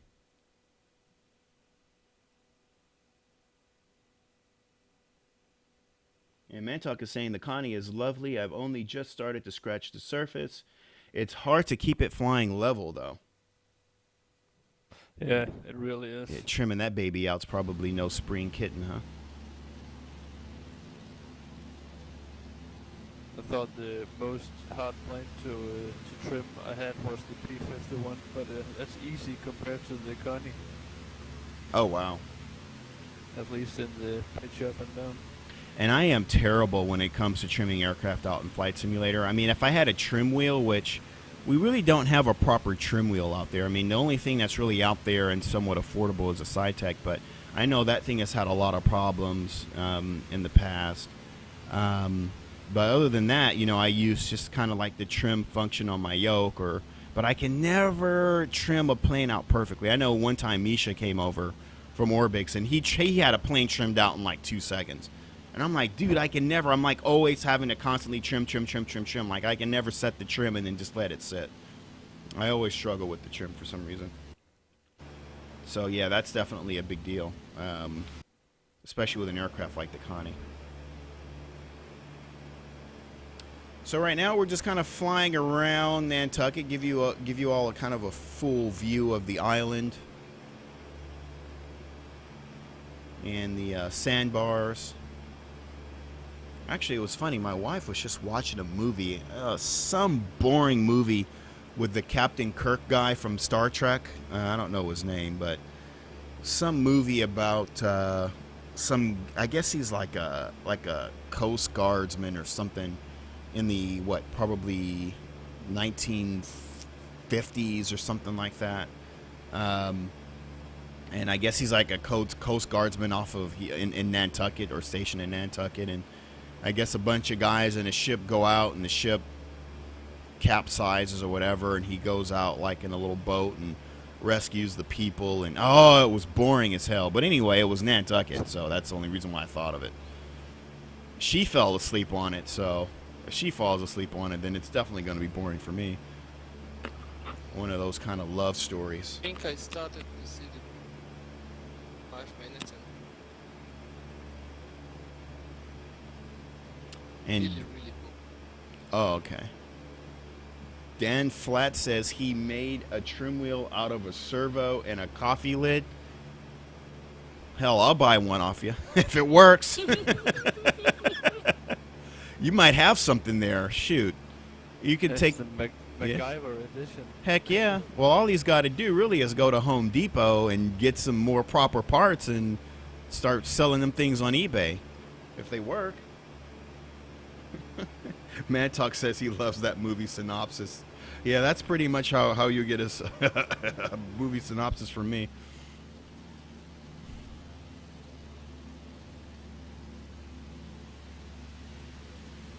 It's like, I don't know, something to do with a boat and an island and some crashing and rescuing and pretty much, and then a love thing. And that's pretty much it. I wasn't paying attention. What was I doing? I actually had that thing on my face, that Oculus, and I was periodically bouncing back and taking a look at it. The finest towers. That's the one. Yes. And it's the name of William Shatner. You wrote it. Yeah, Couldn't no, it's remember. Chris Pine. Yeah, there we go. They should change the name to The Most Boring Hours. Let's do a really watch 8 minutes.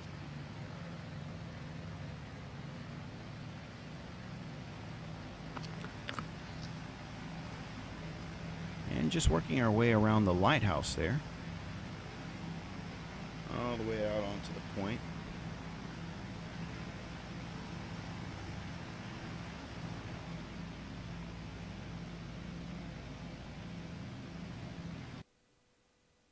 I gotta get rid of that. I don't know, for some reason Prepared put the TAR review back after I deleted it from the CFG. I don't know why it did that, so I've got to go in and remove it again.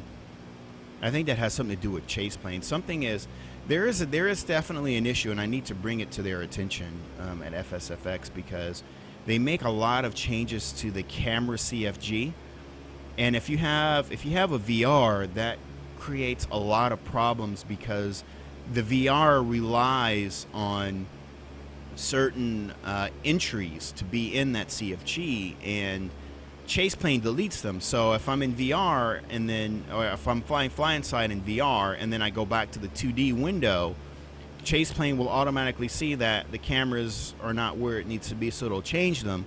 And then when I launch fly inside again, fly inside will be all screwed up. And yeah, they keep overriding each other. So that's something that definitely I need to let the Chase Plane guys know, because when they change it, it screws up fly inside, and then I've got to go in and keep making changes. So I've had to uninstall fly inside, because no matter what, it kept saying a certain camera was removed, and I would put the camera back and it would just keep saying it's not there, it's not there. So I just wound up uninstalling it until I can figure out how to get these two working together. So I'll definitely have to do that in order to show off some VR flying and Prepared, though. I know a few of you are out there kind of curious what that's like. Of course, you can never really fully know unless you have the thing on your head. I'll tell you what's fun, though. What's fun is putting that thing on someone's head for the first time who's never worn one. That is insane. So we had a huge Christmas party, huge family gathering for Christmas. And so I had the Oculus out for whoever wanted to try it. And when I put it on my dad's head, he acted a complete fool. Put it on my little sister. The girls got a little bit dizzy with it. So the girls, they thought it was cool, but they weren't too fascinated. They got a little bit dizzy. But I'll tell you the person who shocked me the most, and that was like my 80-year-old grandfather. And when he put that thing on, I mean, he had the time of his life. I put on Dirt Rally, and I mean, he just started. So first off, for a minute there, I freaked out. I was like, oh my God, is he having a heart attack? Because he put it on, and then I started driving the car, and he was just like, oh, he sounded like Santa Claus almost. And then I crashed, and the car rolled over. And when I did that, then he was really having fun. And do it again, do it again. Oh, make it flip and all. And I'm like, wow, because most people can't tolerate that. I mean, like, you put them in a movie theater, and they're already dizzy, which is weird because you're just in a static location. But yeah, I had the car flipping and turning and all kinds of stuff, and then my dad comes behind Grandpa and starts poking him when he's got the thing on his head. And let me tell you, that's annoying. The wife likes to do that a lot. When I have that thing on my head, she starts blowing on my neck and poking me and stuff. Like, yeah, because you kind of forget where you're at when you have that thing on your head. So there's nothing like someone to remind you. But anyway, yeah, I'll have to start doing some more streams on that. Taking a look at all of Bill's native autogen here. He's got all the streets there, all the houses and neighborhoods. Very nice. I should also give a little bit of a quick disclaimer. So for Nantucket, I am using the FSX ground poly, not the P3D ground poly, because there is some issues with ground flickering, and we've been trying to work on that for a while now, as well as the folks on the beta team. So we haven't fully sorted that out. So it's not super bad, but it is definitely prevalent. So prevalent, not prevalent. So for the purpose of the live stream, I went on ahead and just switched it over to the FSX ground poly, because apparently it does not flicker. So we're about to find out, because I actually haven't used the ground poly. I set it in the control panel, and there's a lot of options in that control panel. So we're gonna find out. So he says there aren't any, so we'll just see. Coming in on our approach now into Nantucket. There's supposed to be, how does the riddle go? I don't even know how that goes. A man from Nantucket took a shit in the bucket to fucking, I don't know. Anyway, but this is it. And like I said, he did a great job. And really, once you're on the ground, you can see that it's almost seamless from Alex Golf's Block Island. I mean, the quality of the terminal texturing and the architecture, everything. There's the airfield, or the terminal.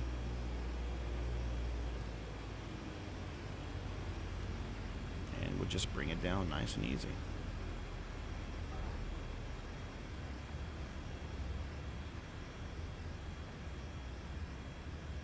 And here we are. Welcome to Bill Womack's first major release in what seems like forever.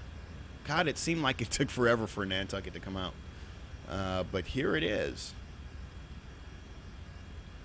And as always, definitely worth the wait. Should I just backtrack this runway or use that runway as a taxiway? I think I'll use that runway as a taxiway.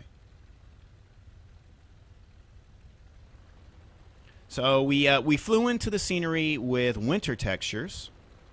And then we kind of flew over it with the summer textures, which we have now. And now that we're on the ground, I guess we'll switch back to the autumn textures just so that we can see all the seasonal variations. I believe that was October that I had set for.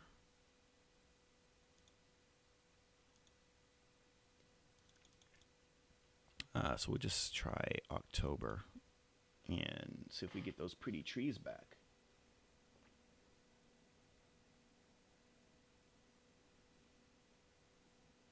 And FSS Syndicate takes us to 901 followers on Twitch.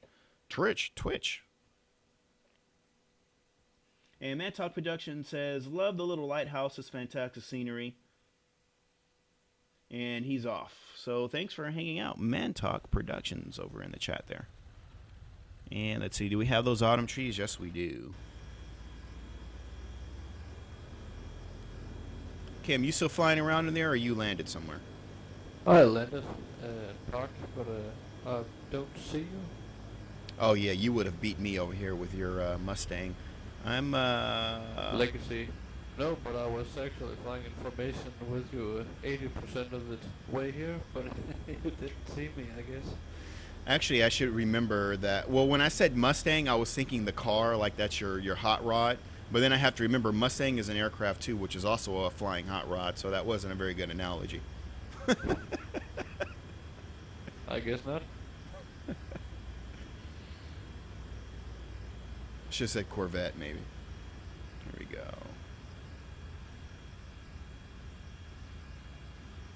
Let me see. You should see me in a moment. I'm coming up on the terminals here.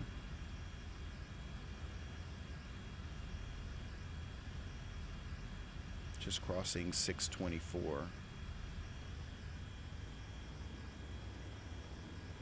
I'm not sure which one of those is active.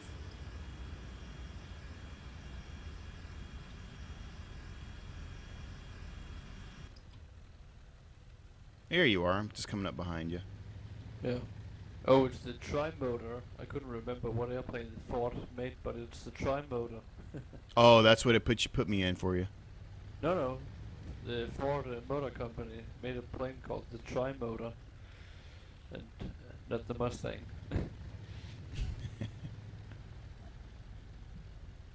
And I know that Bill made AI. I mean, static. I'm not sure if I'm looking. Am I looking at AI or static airplanes right now?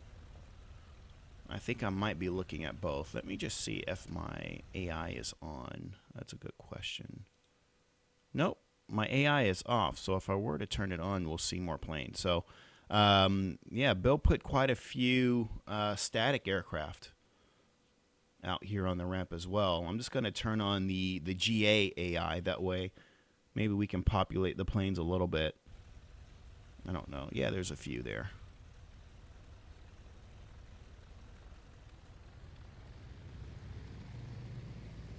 And there's Kim's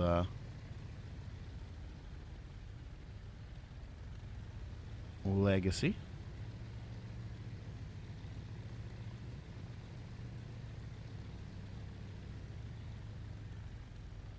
Here you can see Bill put a lot of effort into his parking lots as well. And I really like his custom vegetation there as well, which is really nice. Very nice. And he put a lot, look at that little gazebo there and trees and walkways. So that's why I say, like, quality-wise, between this and Block Island, it's like seamless. The quality between Bill and Alex. It is pretty seamless. There you have your Cape Air. You can run a lot of sorties with that one, especially since Alabeo has that aircraft out. I'm not sure if there's a Cape Air livery, though. I never checked.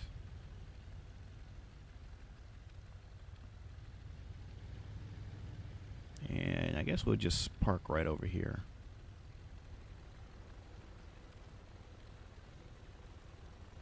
Oh, that's actually, this is something I hadn't noticed before. Oh, okay, a little dirt there. So this is the FSX ground poly again. I just want to make sure I offer that disclaimer because the P3D native ground poly had some flickering textures. So, and he was right. In order to eliminate those textures, just use the FSX ground poly, and that is an option in the control panel. So I know that that's something that they're still working on. So if you do have flickering textures in the P3D ground poly, you can just uncheck that. And that should solve it for you in the meantime until he gets that worked out.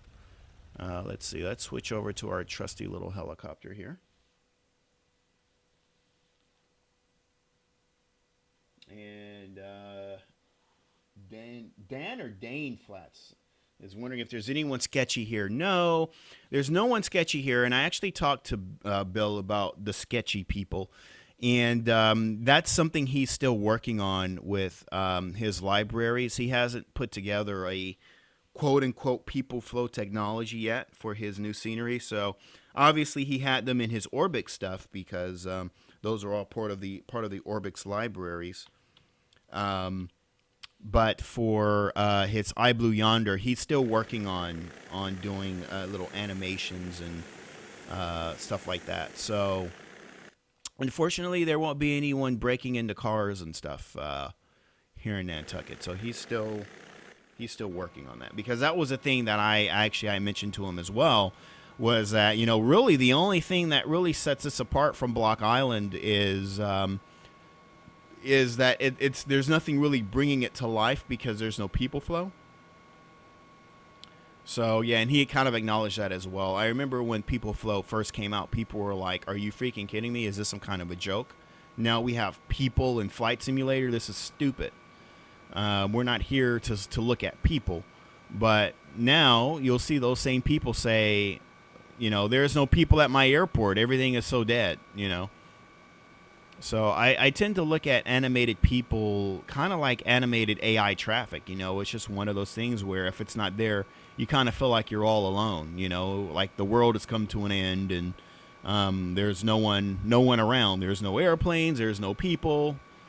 So yeah, little stuff like this is a big deal. Even when it comes to cars too. Back in the FS9 days, and again, I always every now and then I mention why I make such a big deal out of parking lots, and that's because back in the FS9 days, developers really didn't give a crap about anything that wasn't on the airfield side of an airport. So you would have the terminal like what we're looking at now, and then everything on this side of the terminal would just be like just flat. Like there'd be no trees, no cars, nothing, no grass. It would just be just like a field, and that's it. And I hated that. And then some developers would get a little less lazy and just put, you know, a parking lot from a satellite image, and then you see little flat colors on all the different parking spots because that's where cars were parked in the image. And I started to complain about that too, because my whole position was, if I buy an airport, I want the whole airport. I'm paying full price for half an airport. So developers started taking note of that, and then as the years have gone by, they started getting more and more detailed in the parking lots, and so that's kind of the running joke with Air Daily X, except for the fact that I do take it seriously. So Taking a look here at, again, with the grass and the curbs and the walkways here, a lot of attention to detail. Still seeing some flickering textures here. So, if Bill is not watching live, he will watch the replay and start taking notes. Got to fix that. Got to work on that. Got all these nice little fences. And his cars are really nice, too. He's got a nice static vehicle library here. I really like his vegetation here, too.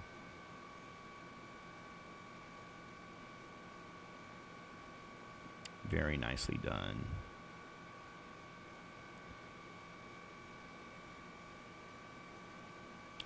Now, the other thing that I came across, and I'm not sure if he fixed it yet, but this was one of the things I noticed. I'm going to try it because it's really nice to kind of get down on the ground and get a ground view of this little area here. But let me just see if it works or not. We're about to find out.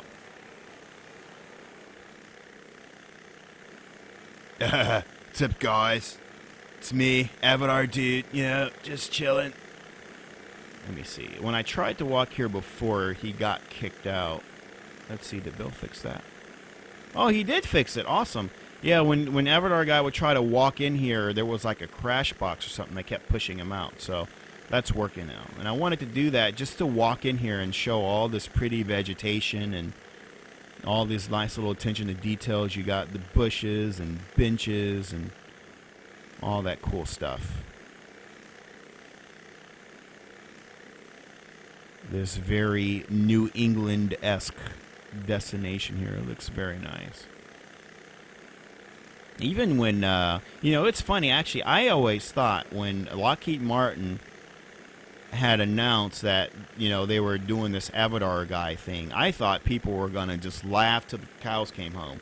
I was really thinking people were going to laugh at this. And it was so interesting how many people actually use it. And it's really a great way. If you have any respect for the work that your developers do, you'll do a lot more than just fly into and out of a scenery. You'll actually take the time and admire the work and craftsmanship that they put into it. So the little Avatar guy here does, with his little strut here, how he walks, does add a nice means to be able to admire the developer's work on the ground. And I've always said that. I've always said, you know, if you're a fan of a developer, take the time and actually see the scenery. A lot of people, they'll go like, okay, Amsterdam. They'll be like, yeah, finally, I needed that airport so I can do my GA. You know, that's where our GA is based or something. And I've been waiting to get this airport so our GA can fly in and out now or whatever. But, you know, that's like it. There's really not much interest in like just walking around the airport and admiring the details. So, I mean, a lot do, but a lot also don't. So I always try to point that out, like, you know, walk around and actually admire the work that these guys put. And you never know little things that you might find or see. A lot of developers are keen to putting Easter eggs and little fun things in their scenery. So you never know. There's something to explore. Its autumn colors are really nice. You know, walk around here to the little gazebo.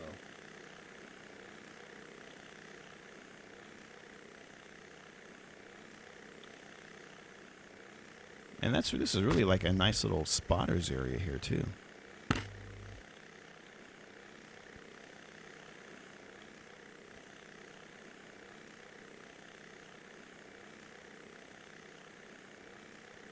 And Sky Surfer saying, how's it going? Just joined. Is this still discounted to subscribers? I would think so. I think if Bill puts a discount, I think he just kind of leaves it that way. I have to go back and find his email. I'm not sure if it was for a certain time, but given the fact that this was only just released a few days ago, I would definitely like to think that, yeah, the discount should still be there for subscribers. So if you guys remember Flight SimCon 2015, Bill Womack had a little booth there, and he was showing off Nantucket and Huron's Nest, which I don't think was released yet. But if you went to his booth, He mentioned, you subscribe to my blog and you'll get Huron's Nest for free, and you'll get Nantucket at a discount. So if you subscribe to the blog, then you should be seeing a discount for Nantucket. So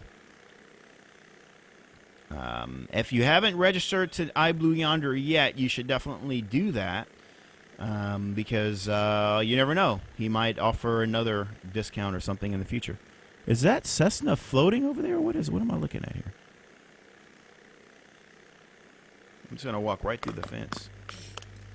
Oh, that's somebody. Oh, is that? I don't know if that's AI or if that's someone's airplane. That might be someone's airplane. European car? What's that? It's a European car. It's a Peugeot. I think that you have it in the U. Oh, you're right. That is a Peugeot. I just walked right by that car and didn't even think about that. 206? Yeah, it looks like a 206. No, it's Is it? 106. 106? Oh, 106. You guys are good. You That can that see is a it, Peugeot. here in,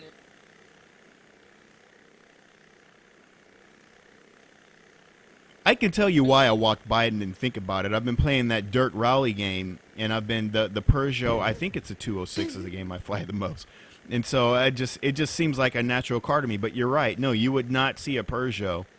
no, Yeah. I just sold What? 1991 205. You guys are good. You guys caught that. That's funny. Bill and tell him get rid of this. Right. Well, that's like a fun Easter egg. I'm wondering now. I'm like curious what Yeah. other cars are in here. Mercedes, No, I saw BMW. her. Let's see. I see Camaro, Mercedes. There's an old El Camino.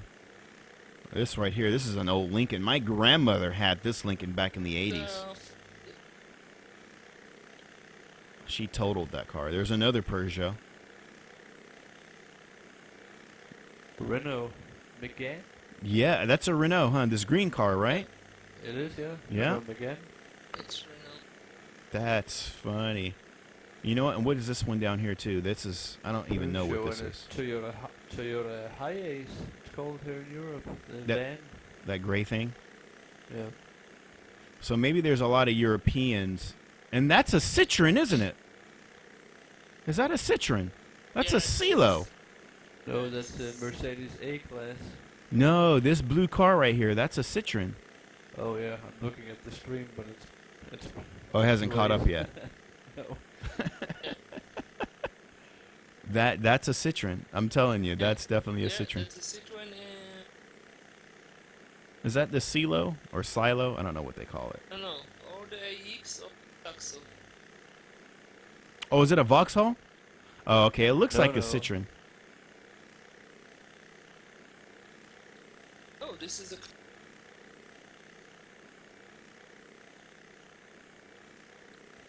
Yeah, I think it's a Renault as well. Is it It's a Clio. Clio? Exactly. Yeah, you're right.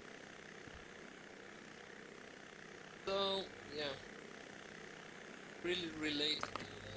What did I say? CeeLo, Clio, something like Clio, that. I knew I was close. Yeah, I know my European cars. Eh? When are you coming? When are you coming over? I don't know yet. I'm still waiting to find out. I'll have to. We haven't gotten the dates locked down. I'm hoping to go like right after Flight SimCon because I'm in the process of still trying to plan my trip and buy all my tickets. I always like to try to hang out in New York for a bit after the convention. So I don't have the dates locked down yet. So I'm still kind of waiting to find out. Because I'm going for a specific purpose. So I'll be there for a week. You're coming to Amsterdam? No, I'll be in Barcelona. No? Yeah. Barcelona? Yeah. So, but I'm thinking about potentially flying off to maybe London or something. I like to go to England because that seems to be the highest concentration of developers. So, and then I know Aerosoft has asked me about coming out once too. So it depends, but I'll try to see if I can. It all depends on timing, and I've got a lot of vacation time saved up from work too. So we'll see about coming. But I mean, if I can make it, we'll definitely do at least a night in Amsterdam if I can. We'll see how it goes. But yeah, Amos, I'll update you as I start finalizing my plans for the summer. I will see you in Yeah. I'll definitely know by then. Yeah, exactly. You'll see me in June. And so we're airborne again, and taking a look at the airfield. So this is Nantucket. We should probably take a look at the night lighting. There's some flickering, a few more flickering textures, even with the FSX poly. Just kind of flying over. Well. What's the deal with all these Jeeps over here?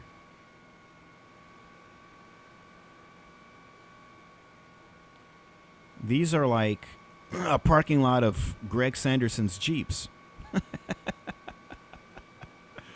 When he sees this, he'll get the joke, I'm sure. And let's go ahead and move over and take a look at some of the hangars. So he did at least open one hangar. Oh, actually, there's two hangars open, which is good for those of you who like to start out your flight in the hangar.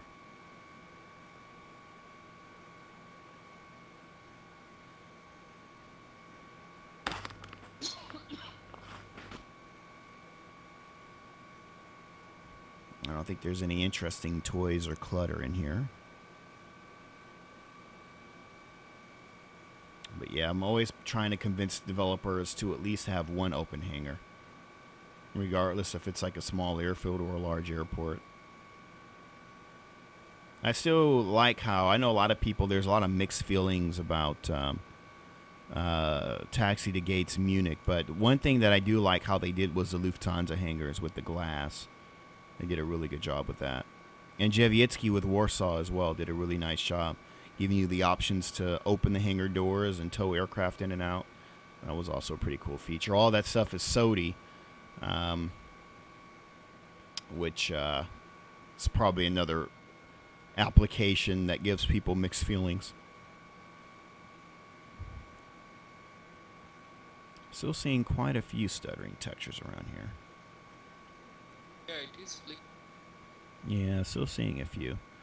We got the UPS and FedEx area here for anyone who's considering doing any cargo runs.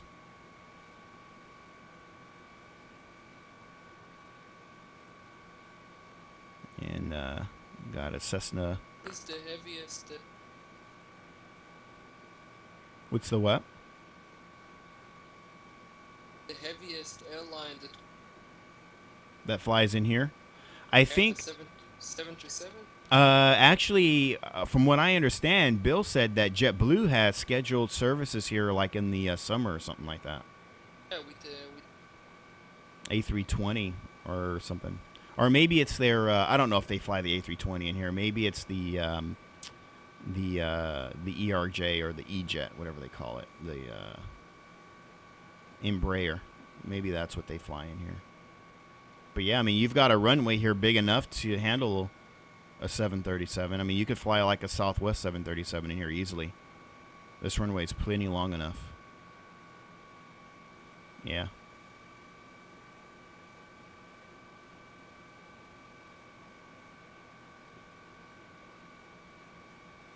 All right, let's take a look at the night lighting now. yeah, FSS Syndicate says it JetBlue. What aircraft do they fly in here, though? Is it the ERJ.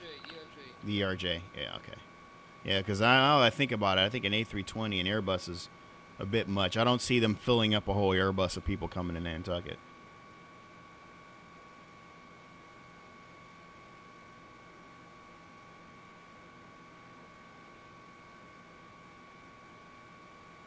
Oh, there we go. Got some nice night lighting here. Nice runway lights. And taxiway edge lighting as well. And unlike Block Island, unfortunately, we do have The parking lot lamps there lit up.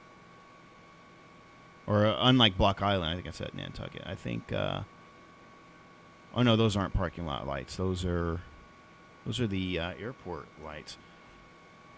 No, yeah, the parking lot lights don't seem to be. You can see the light that they cast on the ground, but you can't really see them illuminated.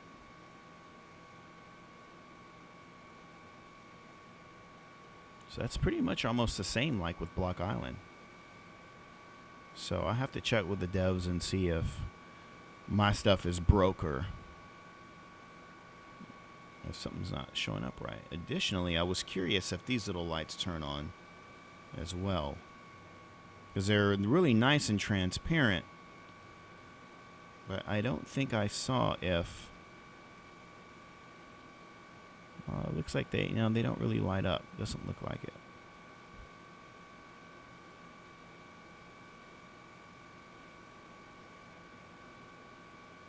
Not really.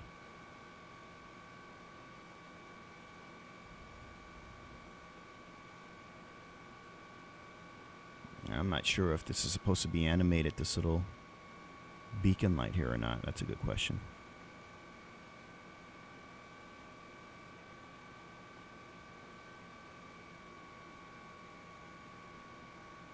I'm not sure if that's AI or someone actually flying in.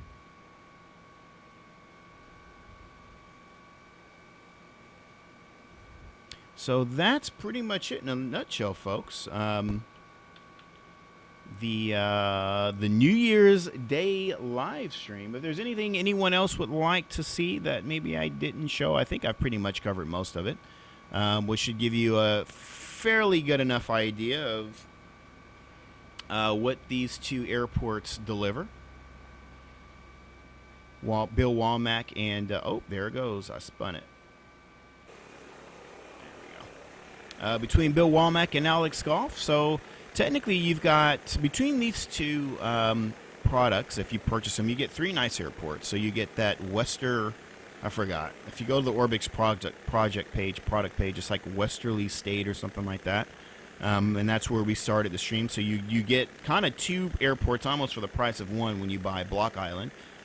And then, of course, you have Bill Womack's Nantucket, and both of them release in December. So now you've got both of these 2 lovely airfields to kind of hop back and forth between. And I have a feeling we're going to be seeing a little bit more from Orbx on the East Coast. I think this is so far proving to be lucrative for them. So I think we'll be seeing more in the future under the FTX Global range. And again, as a reminder, if you don't have any FTX region, I don't think you need it. You can just buy Block Island as a standalone because it's not part of any mainland. So the entire island is complete. So if you've always been wanting to get an Orbx project, but have been put off concerning about compatibility and all that stuff, now you don't really have to. Block Island is a perfect destination for you. You get the whole island in a nice airport, and same goes with Nantucket. So you have a couple of airports to bounce back and forth in between. So I don't know. I think for one, I'm really looking forward to seeing a lot more airports on the East Coast. These East Coast airports, especially New England and stuff, have a lot of character to them. And it just kind of makes flying in and out of them all that more, I think, enjoyable. Just given the architecture, and you really feel like you're somewhere else. I mean, if you're used to flying around P&W and stuff like that, you kind of get used to just the overall look of things. So coming over to the East Coast, you really do feel as if you're somewhere different. And that's certainly what these 2 airports, especially including the other one. What's it called again, Amos? That Alex did up there. I don't know why I keep drawing a blank on that airport, and it's one of my favorites too. Someone brought up PVD. That's Green State, right? I think PVD is Green State, if I remember correctly.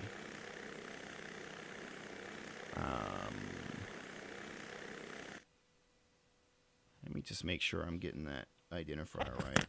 KBHD? Yeah, Hamburg. KPVD, Providence, Green State. Yeah. Someone was saying, how about PVD? Well, I can tell you this. The same developer who's working on PDX actually mentioned to me that they're looking at PVD being the next airport after that. So that's unofficial news you get from Air Daily X that no one else really has or knows about. So I haven't mentioned the developer yet, but they're considering doing that one as well. I think that's going to be really great because all those old flight zone sceneries, we just need someone to do Spokane. That was like the next flight zone scenery that they never really made it to was Spokane. So hopefully someone will consider doing that at some point as well. So, all right, guys. Well, hey, this is the first stream of the year. I think so far we're off to a good start. Definitely be expecting a lot more. These streams are a lot of work, but they're definitely a lot of fun, and I enjoy hanging out with all of you. And over the next month, just over January and February, we're going to be seeing a lot of stuff. So I'm really going to do my best to plan these streams out as far out in advance as I can.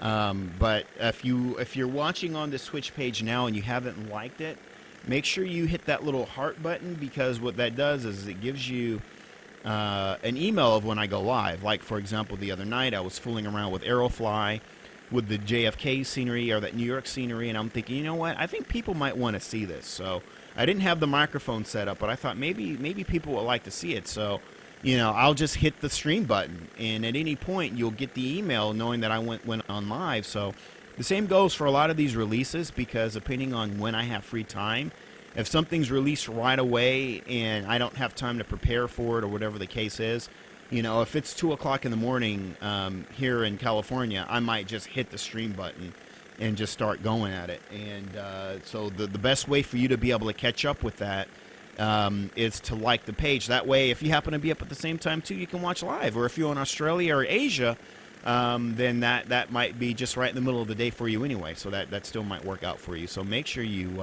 do that, because a lot of the stuff you'll wake up the next morning and you'll see on YouTube, Innsbruck, and it's like, wait, I missed the stream and the YouTube replay is already here. So yeah, make sure you hit that like button. That way, if I'm not able to announce something and I just start going live, you'll be able to check it live. So anyway, good turnout for New Year's Day. I didn't think there was going to be that many people, but awesome turnout. So definitely support these two developers, Alex Goff and Bill Womack. Two excellent sceneries, and the first payware scenery from iBlueYonder.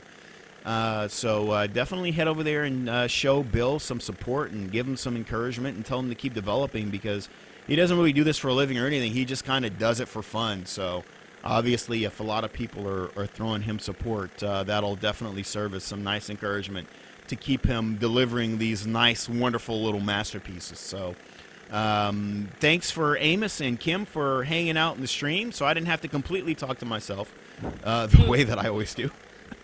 Welcome. Much appreciated. And for everyone else in the stream, thanks for hanging out again, and I look forward to many more streams over the coming year. So until next time, it's January 1st, 2017. The new year, that's right. So happy New Year. Wishing all of you a happy New Year, and a happy New Year to Flight Simulation as well. I think it's going to be a great year, and we've got a lot coming up soon. So stay tuned. It's going to be awesome. Take care, everyone.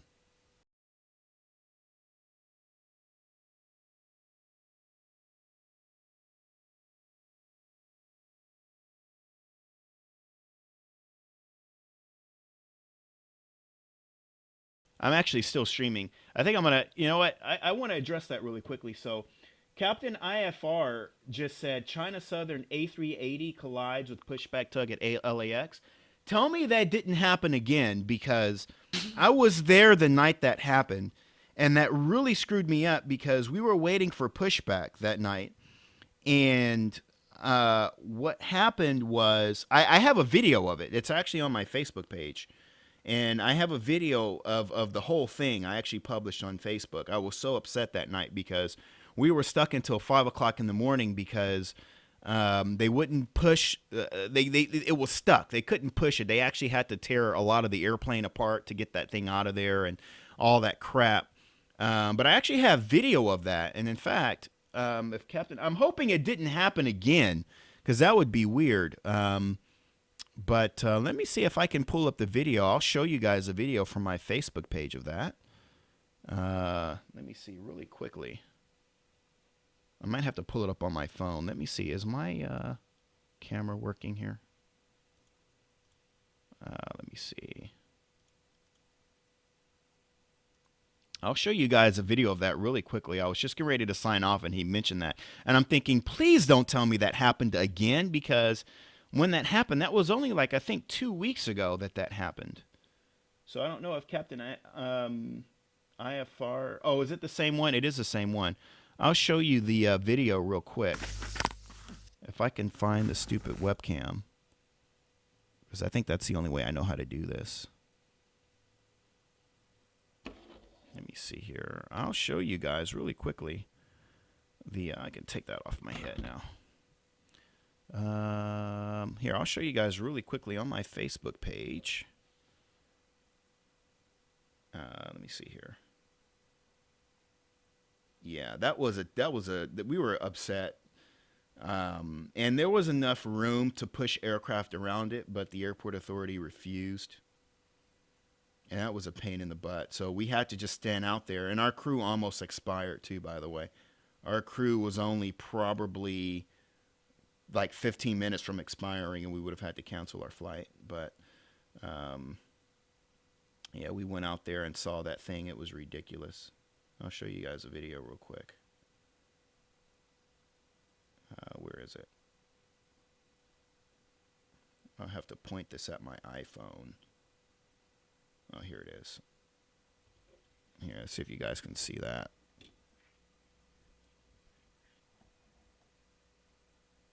So there's you can kind of see the little tug there. There's the A380. And you can see the sparks of them trying to saw that thing up from underneath the A380. I don't think my phone is at the maximum brightness. Let me see. Turn it up a little bit. That's kind of difficult to see on the phone, I'm sure. But you can see how smashed that thing and it's right up underneath the airplane there. You can see that. It's right up underneath the airplane.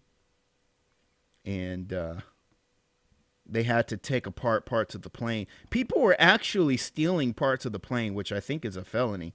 But yeah, they had to take parts of all those gear doors and stuff, and people were walking up and taking away parts and sticking them in their clothes.